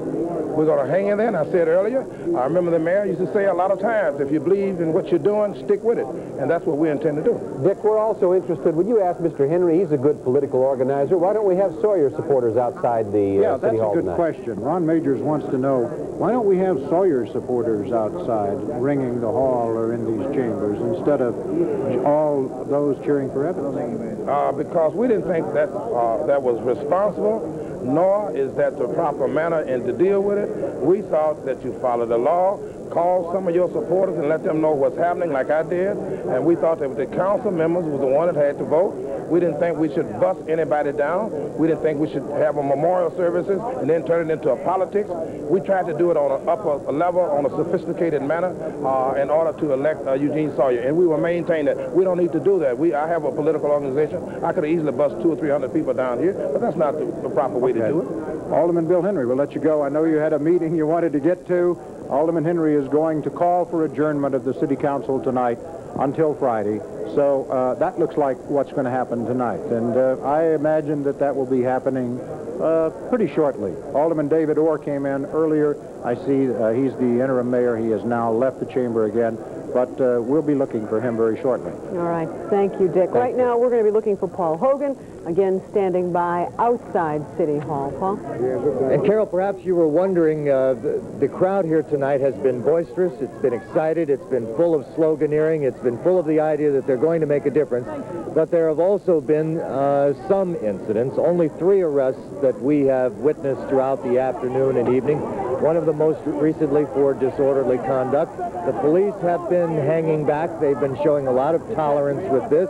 They've permitted the people to sit down inside the rotunda of City Hall. And the only incident that looked like it might be volatile at all was when an arrest was made and some individuals tried to stop the police from making that arrest. But all in all, it's been a boisterous but friendly crowd. Among those in the crowd is this woman, Ms. Powell. You're from the Uptown area. The people here seem to have the idea that they're participating in an unusual kind of election process, and that is by coming down here, influencing what's going on upstairs. And that's absolutely true. Everybody knows that their part here plays a major part in the decision that's going to be made upstairs. Had we not stayed out here, a decision would have been made, and it would have been for Sawyer, and everyone here is for Evans. And from the information that I have, Evans is definitely the most qualified man. Well, what's wrong with Sawyer? Eugene Sawyer has a good reputation in City Council. He's black. He has done some things going back into the Daley years that have stood out in the civil rights area. Well, I think the fact that he's black doesn't play a part at all. I think his biggest problem or the biggest drawback is the core of supporters that he has drawn. All of his supporters have been adversaries of Mayor Washington. And why would anyone want to deal with anybody that's been an enemy of Mayor Washington? We're about keeping Mayor Washington's dream alive and keeping his reform program going and his help to everyone going. And if we go with Sawyer, that will not happen. I have a feel, as everybody else does here, that it just won't materialize with Sawyer. Evans is the one. How long are you going to stay tonight? I'm going to stay. Well, I've been leaving for the past 5 hours, and I stayed here long enough to get interviewed, so no telling how much longer I'll stay. Okay, thank you very much. Ron and Carol? In that case, if you're going to interview everybody there, we're in a lot of trouble, Paul. We need to know, is LaSalle Street open yet? No, it was blocked earlier. Is LaSalle Street open now? Police open LaSalle Street? I think Paul's having difficulty hearing it. Pulled on him. Edwin Eisendrath is the alderman from the 43rd Ward. He is standing by to talk to Dick Kay right now. Dick? Okay, Alderman Eisendrath has been involved in some of the shuttling that's been going on tonight, back and forth between negotiators. Where did it break down tonight, Alderman? It broke down on several points, I think. We tried a variety of scenarios that were unity scenarios. We talked about different ways we could adjourn. We even talked about how to go out and address the crowd outside. We didn't get consensus. but we didn't get ill will. I think that it's a remarkable thing. Even this recess, all the members on all factions are talking to each other pretty clearly. It's a very serious vote. But at least in the council, we've talked about these issues pretty seriously. I still would like to see whoever the candidate is stand down here and address some issues for the public about policy. That's still very important to me. One of the things that people are saying is that it just happened too fast. This process moved along too quickly, and the people just never even got a look at Sawyer or Evans, for that matter. Nobody had time to analyze them. Everything moved too quickly, secret meetings, etc. Oh, well, I agree with you, Dick. It moved, it seems like it's been an eternity for those of us here. It didn't move too quickly for us, but in spite of how tired we all are, it's very important to slow down and give the public a chance to see these people who might be their mayor. Well, what can he do that he hasn't already done, though? I mean, December 4th, I mean, you're talking about Friday. What can he do between now and Friday to sell Gene Sawyer? Well, I think Gene will have to sell himself by addressing questions of public concern. He should do it here in the council. There are many scenarios where we'll have a chance to ask him questions. I have a scene of them that I've been given by my constituents who've called up, who want to know whether education reform is going to be continued and how. They want to know about the budget and what this means in terms of taxes. They want to know what it means about ethics and reform. Let me reform. ask you about that. You're a lakefront alderman. You come from a very liberal ward, the 43rd ward. It has a tradition of independence. You were willing to go along with the election of Alderman Eugene Sawyer. How do you square it? Well, you were on the petitions, were you? I was not. No, that's right. You were not on my list. I had a list, and some people weren't. But you were counted as one of his voters. I mean, you were in some of the secret meetings. I went to those meetings, as I went to every meeting I was invited to on all sides. I've been all over Chicago, and I've learned a lot from the meetings. The question is, how do you square Alderman Sawyer in your ward, traditionally independent? He's an old line ward committeeman. He's a good ward committeeman, good fundraiser, got a strong organization, but he comes from the old Democratic organization. So does Tim. And it's important to say that neither of them is square with my ward right now. Neither of them has made the case that they ought to be mayor yet. And today, I would not be giving a vote to either of them to become mayor. Now, you know, if they got the votes and they're mayor, then it's a done deal. But what I want to make sure, before I vote to make anybody the mayor, that they've answered questions that are of interest to my ward. Carol Marin has a question. I'll relay it. Alderman Carol? Dick, since the alderman has considered a variety of scenarios, is a scenario under consideration to propose neither Evans nor Sawyer, but say it's time to come up with a third candidate that represents a new coalition? Since you have proposed a number of scenarios, was a scenario proposed which would say neither Evans nor Sawyer, let's go with a compromise candidate? And even Larry Bloom said that his name had been mentioned as a No compromise. question about it. There were a number of compromise candidate scenarios, all of which I brought to all of the parties, and we fought them out. Some came very, very close. None held up in the final analysis. How close did Alderman Bloom come? Very close. I'm told that he had enough votes, but he didn't correct. have enough black votes. That's correct. So he might have been an acceptable candidate as a compromise. And still might. That's correct. Carol, any more questions? No, Dick, it just gets curiouser and curiouser. Indeed it does. It's not over yet. Thank you very much, Alderman. Alderman Edwin Eisendrath from the 43rd Ward. Carol All Marin? right, thanks, Dick. In fact, what we may see, because, good Lord, we've seen everything else, is by Friday, if that's when a council meeting is held to consider this, that by that time we may not be talking about Gene Sawyer or Tim Evans, but someone else. I'll agree with almost all of that. The only part I'll disagree with is we've seen everything else. I'm sure there's a lot we haven't even imagined that we're going to see before it's over. We'll take a commercial break right here and continue with our coverage in just a moment.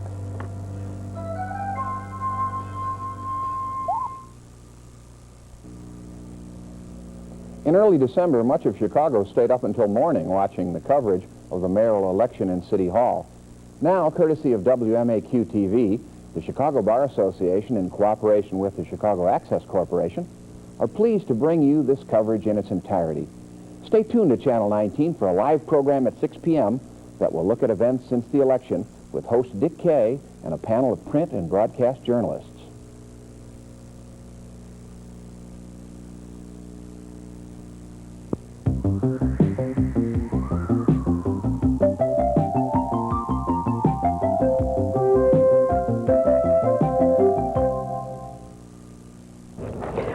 The present interim mayor is now with political editor Dick Kay. I believe that's David Orr. Dick?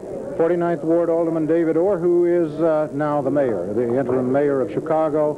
Alderman Orr, we have heard, Mayor Orr, I'm sorry, it's going to take some getting used to. I have heard a number of scenarios painted tonight wherein you were going to rule that there would have to be a two-thirds majority to suspend the rules and take this vote for mayor, that you might even declare this illegal. Were you planning all of those? You know I'm not going to tell you all the things I was planning. Why not? There's a legitimate reason for that. You laugh yourself. Council games in some ways are like a poker game.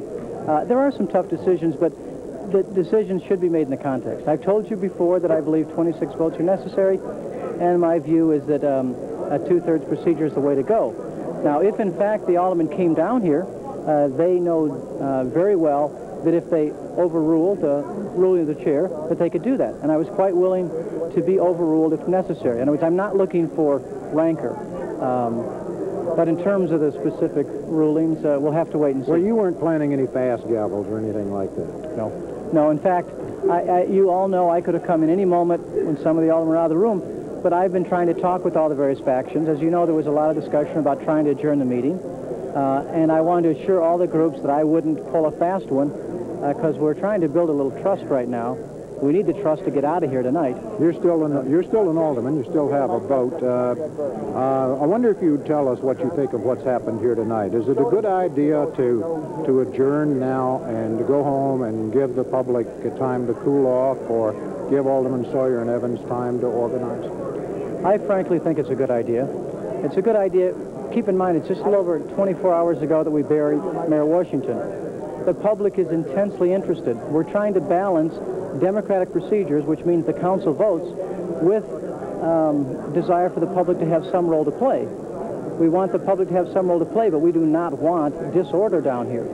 And because of all of the legitimate political struggle going on between a movement out there that was established by Mayor Washington and various candidates that might not have had the backing of that movement, there's a legitimate struggle. All I can ask people to do is respect their colleagues, respect themselves, and try and be very orderly about their political views. When do you think this meeting is going to be called for? Friday, what time? Well, there's several rumors that there'll be a meeting Friday. I just can't confirm that. There's other rumors we still could even go ahead tonight. In this game, I'm hesitant to predict those things. Just so you know, Bill Henry said he's going to move for adjournment. I know. I've heard a number of my colleagues say that. Assuming we do, and we come back on Friday, I'm not sure the time. All that means is people would have 3 more days. The city will be fine. I think the governmental part will be fine. The aldermen need to discuss things and figure out. Let me ask you a question.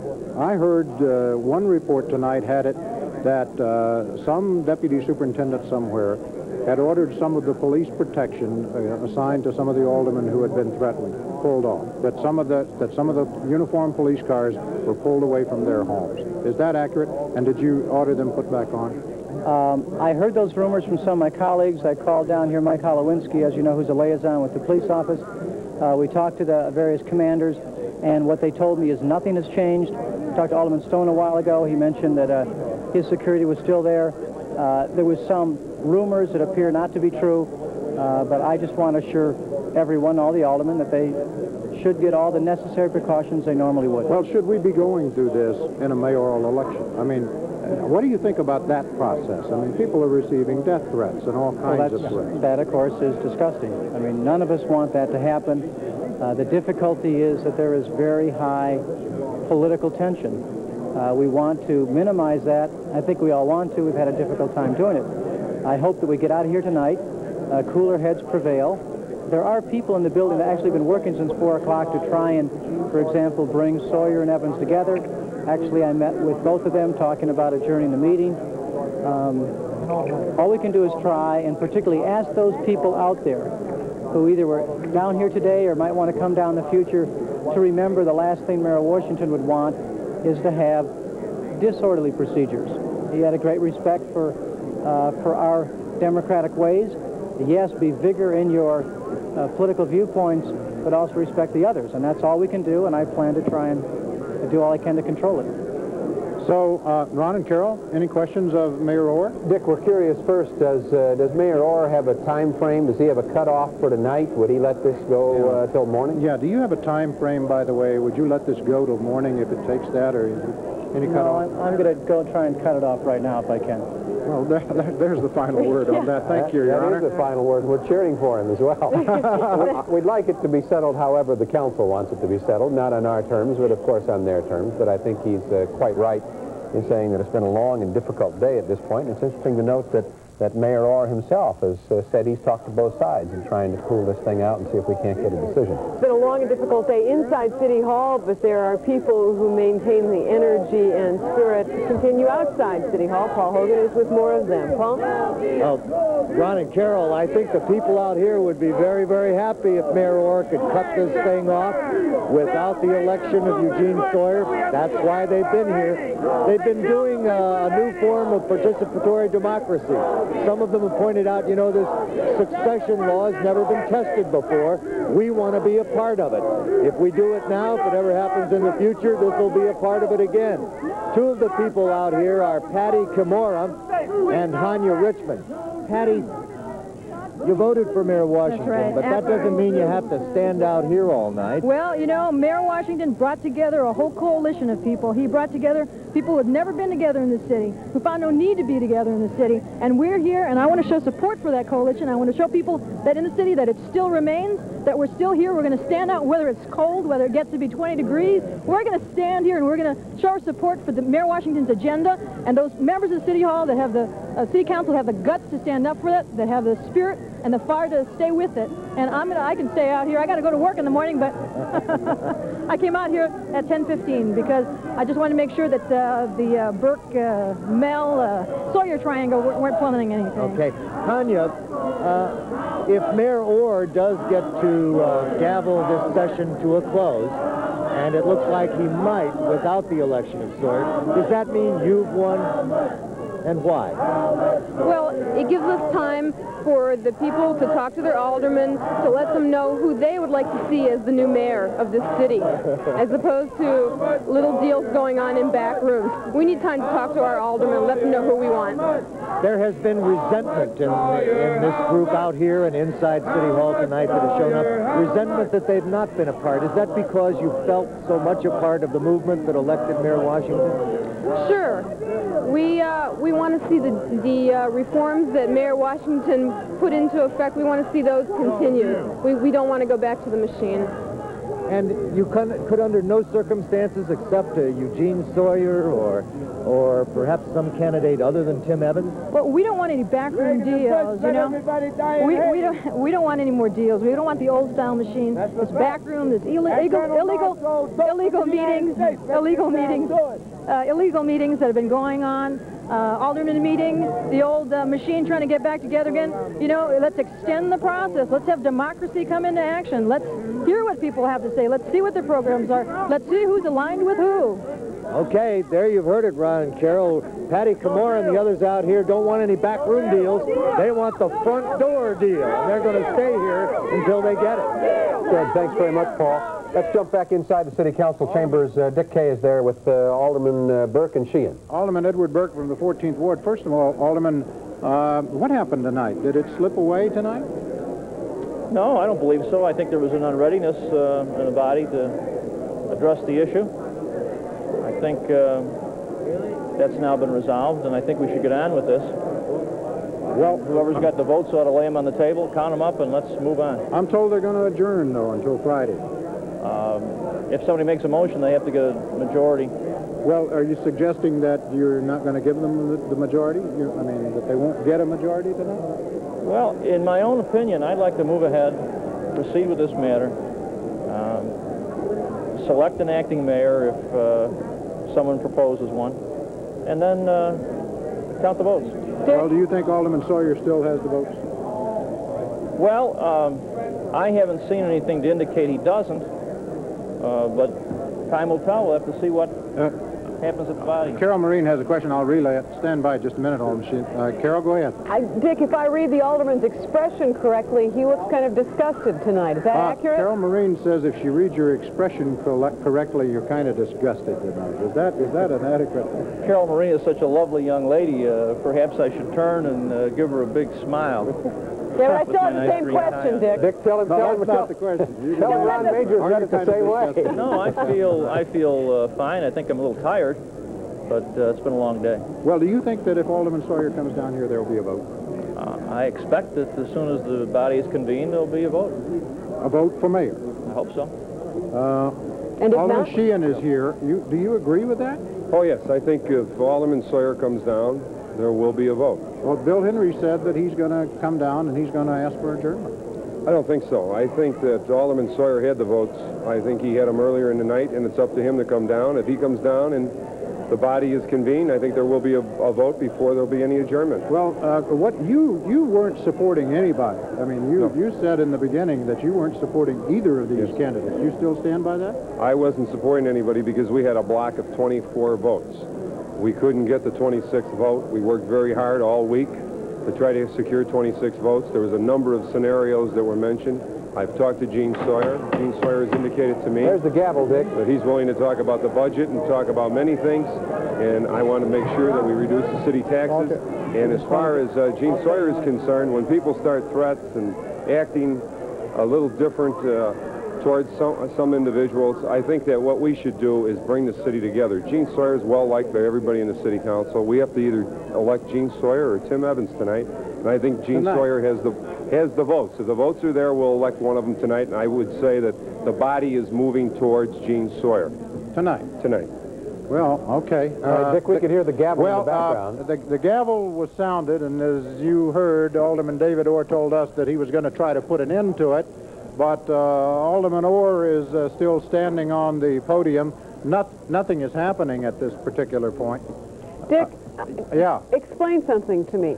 If Bill Henry wants to move to adjourn, and Ed Burke and Michael Sheahan want to take this to a vote, what kind of war are we going to see on the floor over that? Now, I'm fascinated by that. I mean, are they suggesting that they have 26 votes to block adjournment tonight? Well, we know Mr. Burke had some votes in his pocket, or we believe he had some votes in his pocket beyond the 26. There was speculation for a moment he might even have 32 or 3. Well, now there's another scenario. What happens if Gene Sawyer doesn't come down here? What happens if someone places his name in nomination, whether he's here or not, and they use the 26 votes they may or may not have over there on the among that block of white aldermen, and what happens if they take the vote without Sawyer and elect him mayor without him being here? What happens? What happens is it's further evidence that we live in Chicago, and we got another great story. I mean, it is possible. I would assume that can happen now. And I was thinking throughout all of this, and I must say that what's going on now is probably going to play into the hands of Edward Vrdolyak and the Republican Party, because they have an awful lot of fingers to point about this entire process, no matter who is elected mayor. And I can assure you that they're probably going to do that, because Alderman Bernard Stone of the 50th Ward today declared that he's a candidate for mayor, and Victor Vrdolyak, Alderman Vrdolyak's brother, plans to nominate Mr. Stone if they open this up for nominations tonight. Ron and Carol? Well, one of the things that I kept hearing over at the hall tonight was, if white aldermen vote for Eugene Sawyer, if they force him into a vote where in fact they put him over the top without sufficient black support, he's going to be put in a position of having to ask not to accept it, right? To resign. Well, I think he is. I think he would be put in that position. That would be an awful position to put him in.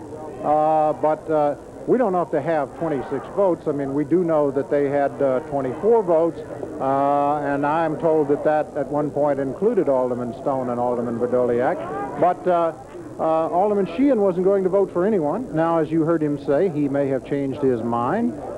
He may in fact go ahead and go along with the vote for Alderman Sawyer. Dick, most of the aldermen are gathering here, by the way. All right, while we wait for that gavel, you sing out and we'll get immediately back to you if we have to, but we also want to get outside just for a moment, try and pick up Paul Hogan with community activist Slim Coleman, who is one of the people who's being directly either credited or blamed, depending on how you look at it, for gathering some of this crowd outside. Right, Ron. This, in effect, is partially Slim's party because starting yesterday and through the night and through the morning, he is one of the community activists who helped organize this event. You said earlier today this was the Empire Strikes Back. You hold by that? Yeah, I think it was an attempt to do that. I think it's become even more obvious. I think that Sawyer has seen that the people have spoken. I think that he's been trying to get out of here and get out of this situation, at least to think and try to work out some other position and maybe withdraw for 5 hours. And every time he tries to, Burke orchestrates some way to keep him in there. You see Burke up there yelling at him and screaming at him and going down doing different things. You saw that even Sawyer's allies tried to adjourn this meeting, and Burke refused to let him adjourn it. This is Burke's show. I think that we hope that Gene will do the right thing and be welcomed back into the bosom of the family, and I know that he will be if he just gets off this foolishness. This is Burke and Vrdolyak playing a game. It's an outrage. It is the Empire. Well, what they're saying, that one reason that the Burke faction could join with the Sawyer faction is they wanted to see to it that people like you, and your name was mentioned by them, that the door to the mayor's office is not open to someone like you. That's what they say.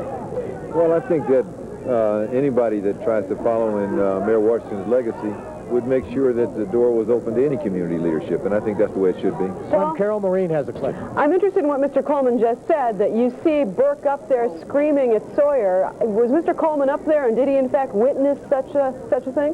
When you say you saw Burke screaming at Sawyer, are you an eyewitness to that, or you just heard that? I saw him on television. You saw him doing that on TV. You mean out in the council chambers? Or? Well, it was during the meeting. It was during, no, not in the chambers, upstairs in one of the meetings, and then I heard reports from people who were there. Paul, if we took a week off for debate and community meetings, is there any condition under which Eugene Sawyer is acceptable to Slim Coleman?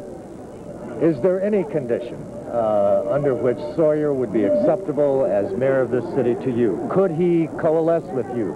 Could he cooperate with you? Could he agree to something with you that would allow you to turn your support toward him? I think there's only one way now is that if the Washington 26 came together and if they struggle through a consensus for Sawyer, then we would all support whoever the Washington 26 support. That's been our position from the first. But we don't want the fix, we want the 26. There it is from Slim Coleman, who helped put this together and is now taking credit for slowing it down, Ron and Carol. All right, thanks very much, Paul. Paul Hogan just outside City Hall. One of the things that continues to be asked through all of this is, who is Eugene Sawyer? There is some protest that people don't know enough about him. Channel 5's Peter Carl today put together this profile of Eugene Sawyer. We're going to transition now. Eugene Sawyer has been an alderman for 16 years. He's been through 4 mayors. He's been part of the old Democratic machine. He was part of Harold Washington's reform government. Sawyer was the first alderman to endorse Harold Washington for mayor in 1983. Now Eugene Sawyer wants Harold Washington's job. Fellow Alderman Bill Henry put together the coalition to make that happen. Gene Sawyer is by no way a deal out or sell out. Gene Sawyer have stood up for what he thinks is right. Sawyer's bid to be mayor has him thrown in the middle of controversy that many say is dividing the black and Hispanic communities. Sawyer and backers say that's a false impression. And at today's memorial service in the council chambers, Sawyer eulogized Harold Washington as a friend. I've been inspired by the mayor's leadership, strengthened by his resolve, and comforted by his friendship. Mayor Washington's gift to us will not be misused. Eugene Sawyer is 59 years old. He is a former high school biology teacher, and he was a chemist for the city water department. That was before he joined the machine. While a machine Democrat, one of his most controversial stands dealt with the 1981 remapping of the city's 50-ward boundaries. Critics called the changes racially biased because it undercut black and Hispanic representation on the council. 15 aldermen, including 6 blacks, opposed the remap ordinance. Eugene Sawyer voted in line with Jane Byrne and other machine Democrats. 40th Ward Alderman Patrick O'Connor backs Sawyer now for mayor. Well, we're willing to get a mayor that's going to help run the city. And we're willing to get a mayor that will be able to get support black and white, rather than a mayor who is going to be anointed by outsiders and chosen to be the guy with no consultation with aldermen in our areas. And Gene Sawyer will be a man who will stand on his feet? It's my belief that Gene Sawyer is his own man. Sawyer's ethics statements over the years says he has no outside financial interest or income since he became an alderman.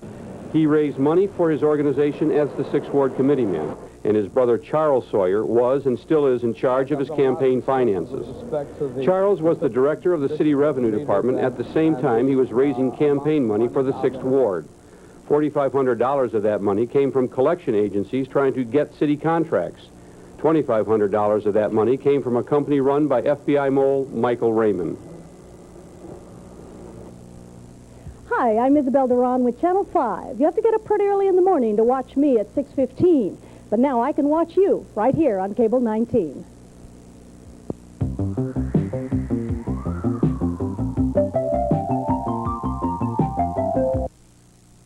Right now, we're going back to City Hall. Art Norman is standing by outside the council chambers on the 2nd floor of City Hall. Carol, we're right now live in the back gallery. We're actually on the 1st floor, and we're with one of the people who organized many of the South Side community groups that are here at the City Council meeting, Bob Lucas. And I understand that it looks like Sawyer, and by the way, he is backing Evans, but it looks like Sawyer has the votes. Can you sell Sawyer if there are a couple of days off? Well, I think whether Sawyer has the votes at this point is academic. And what I mean by that, I don't know if you've heard, but it's my understanding that Sawyer is no longer in the race. I heard 30 minutes ago that that the other faction said to Sawyer tonight or never, and Sawyer refused to go tonight. So currently I think that they're trying to drum up enough votes for Grabinski, who is from the 32nd Ward. Is that what you're hearing now? That's what I'm hearing now. Well, I didn't hear that. And yeah. What is your reaction to several people here in the gallery who are yelling and screaming that Burke is yelling at Sawyer and almost dictating to him? You've been watching it. Well, yes. It appeared that Sawyer really disappointed Burke, so that's why he was yelling and screaming. It only didn't happen down here. It happened upstairs in the negotiations. Burke was demanding Sawyer to stay in the race. And so I think he finally opted, if my information is correct, he finally opted not to go. So you think that's the way it's going to go? Sawyer will actually pull out? I think Sawyer's already pulled out. Really, I do. Okay, Carol, Ron, according to Southside community activist Bob Lucas, who organized a lot of the Southside organizations who are here in the rear, we're actually on the 1st floor of the City Council chambers. It looks like Sawyer's out, according to some inside meetings that you apparently have been a part of. Carol and Ron? Art, will you ask Mr. Lucas, was he a part of those meetings where he heard Sawyer say that he was going to withdraw? Were you actually a part of that meeting? Were you actually there listening? Did you actually hear Sawyer say he was going to pull out? No, I did not hear that. But as you say, I got it from reliable sources. How reliable? Well, they're very reliable. And the fact of the business is, Sawyer has not been on this council floor since the meeting was, reconvened. Remember correctly. Okay. He had not been here. Well, that is correct, Art. The meeting has not been reconvened, however. He's not been there since the recess at about 9:35 or 9:40. That's correct. Since he's in the Evans camp, we need to ask, if there was a week off for debate, for presentations to community organizations, is there any way Eugene Sawyer could ever be acceptable to Bob Lucas? The question Ron Majors is asking, if there was a week off and you could actually get the community involved in a series of debates and meetings that you could you sell Sawyer to the community? The answer is no. The answer is absolutely no. It's not that Sawyer's not a nice guy and so forth and so on, but the community feels that Evans is absolutely the best guy to carry out the mayor's reform agenda. Well, in defense of Sawyer, he's also said that he's not going to cut any deals. After all, he is still he was appointed by the mayor as president pro tem of this group, and he does have some power left over from that Washington era, so to speak. And why couldn't he be accepted? Well, what I really think hurt Sawyer in the black community, the same people that had fought Mayor Washington for 4 years were some of the same people that were lined up behind Sawyer. And that really irritated the black community. You know, if they had been white liberals, it may have been a different story. That's what really irritated the black community. Art, did Mr. Lucas hear that the Sawyer people are saying it was Tim Evans who first approached the white bloc for votes? Did we hear that? Have you heard that it's Tim Evans with the votes here? Well, I don't, at this point, Art, I don't think either side has enough votes to put his candidate over tonight. I don't think so. Art, I think, you know, from my count, the best that Burke and the Grabinski people can do is 25 votes, if my information is correct. All right, Carol? And what Mr. Lucas then is saying is that Terry Grabinski, in fact, is emerging as some sort of compromise candidate. Are you saying Grabinski could be a compromise candidate? No, I don't think he could be a compromise candidate. I think he could be somewhat of a lightning rod. But I guess what I really want to say, I don't believe, and I really don't know, but I don't believe that we have the votes for Evans, nor do I believe that they have the votes for Grabinski. So we're at a stalemate. So we had a stalemate. Okay. David Orr continues to be mayor of the city of Chicago. Thank you, Art, and thank you, Mr. Lucas, very much. We appreciate it. Dick Kay right now is standing by with Alderman Sheneather Butler. Dick, did you hear this business about Grabinski?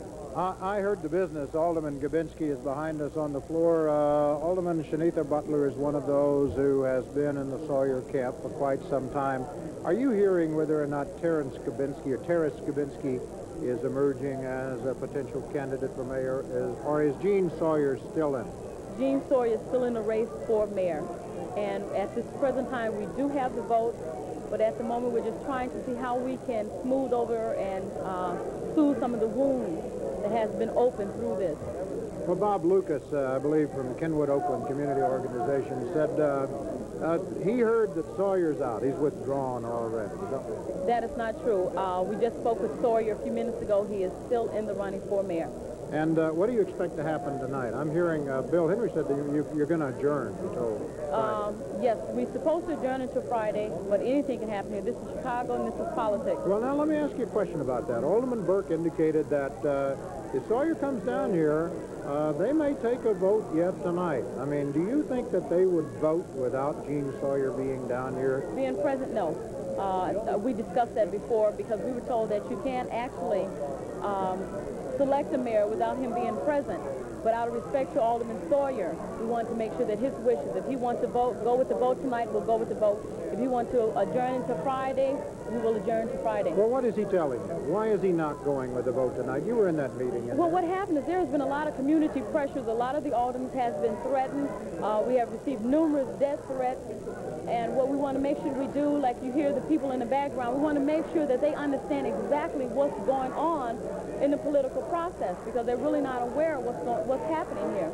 Ron Majors has a question. I'll relay it. Dick, Alderman Butler was seen, I was told she was in tears earlier today. Has she received threats?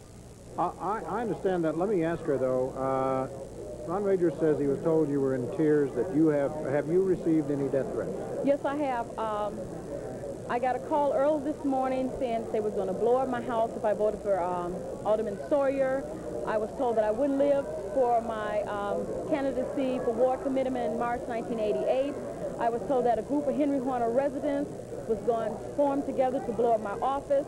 I was told that someone would break my arm if I voted for Alderman Sawyer.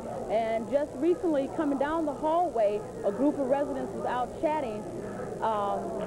Butler, you can't hide. You're committing suicide. And the young lady stuck me in my face.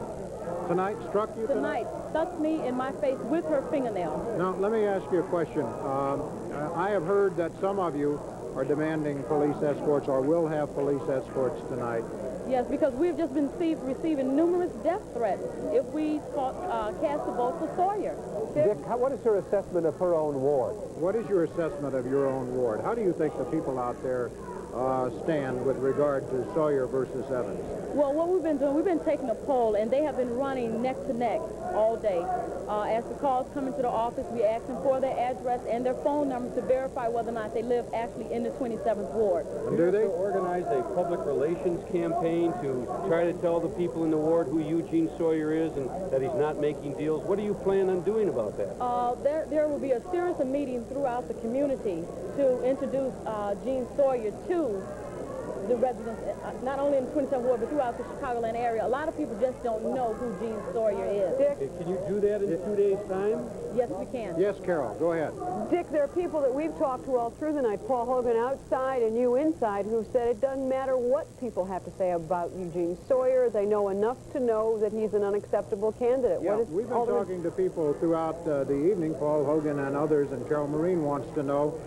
Some of them have been saying, no matter what they do, they already know enough about Eugene Sawyer to know that you can't sell Eugene Sawyer. He's not acceptable to them. Them, I presume, meaning those who supported the mayor's old coalition, those who helped elect Mayor Harold Washington. I can't believe that because some of the residents called the office today, and once I explained to them what part Gene actually played in Mayor Washington's administration by being the pro tem, they seemed to understand that, and they took the explanation, said, well, we didn't know. We just thought he was a chairperson over a committee, but they did not know that the mayor left the gavel in Gene Sawyer's hand. Whenever the mayor was not here, Gene Sawyer had the power and the authority to run city council. And he also had a considerable budget, didn't he? Yes. I mean, he was also chairman of the Rules Committee, yes, he which was. is a very major committee that is traditionally the burial ground over here if you don't want unpopular legislation to get out. Is that not correct? Well, I really can't side with that.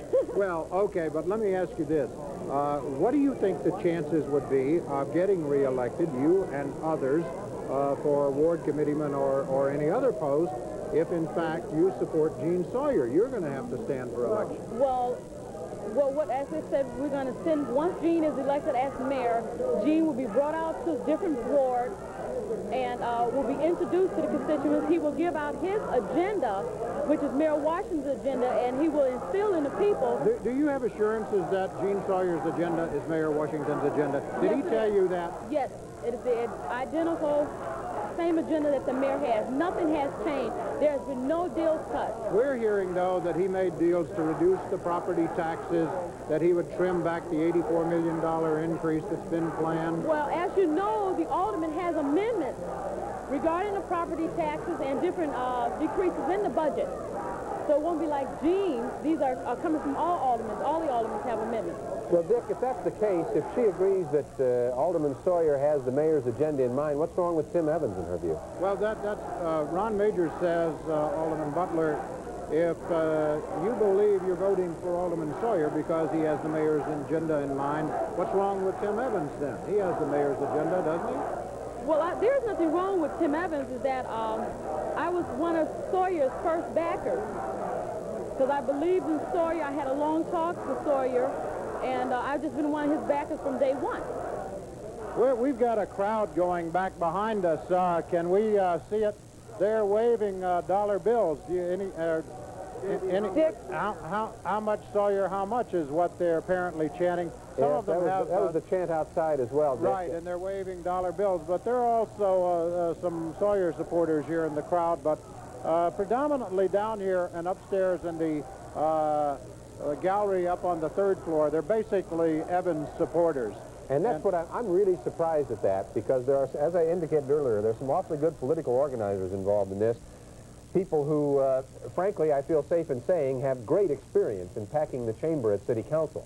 And the fact that the chamber wasn't packed tonight by those who would have seemed to have been in control early, and I would have thought that was the Sawyer people. Well, in fact, somebody over City Council at about 7 o'clock tonight said to me, you know, all of these people aren't Evans supporters. They've been sneaking in some Sawyer supporters as well. If that's the case, they didn't do as good a job as they apparently thought they had, because you see many more Tim Evans people than you do Gene Sawyer people. Another thought that I had a moment ago as we were talking with Dick, and the last time How can you think? It's quarter to 12. I know, and that's what made me think. I looked up at the clock wondering what time it was. It is remarkable to me to pause for a moment and think that tomorrow morning will be a week since Mayor Washington was stricken.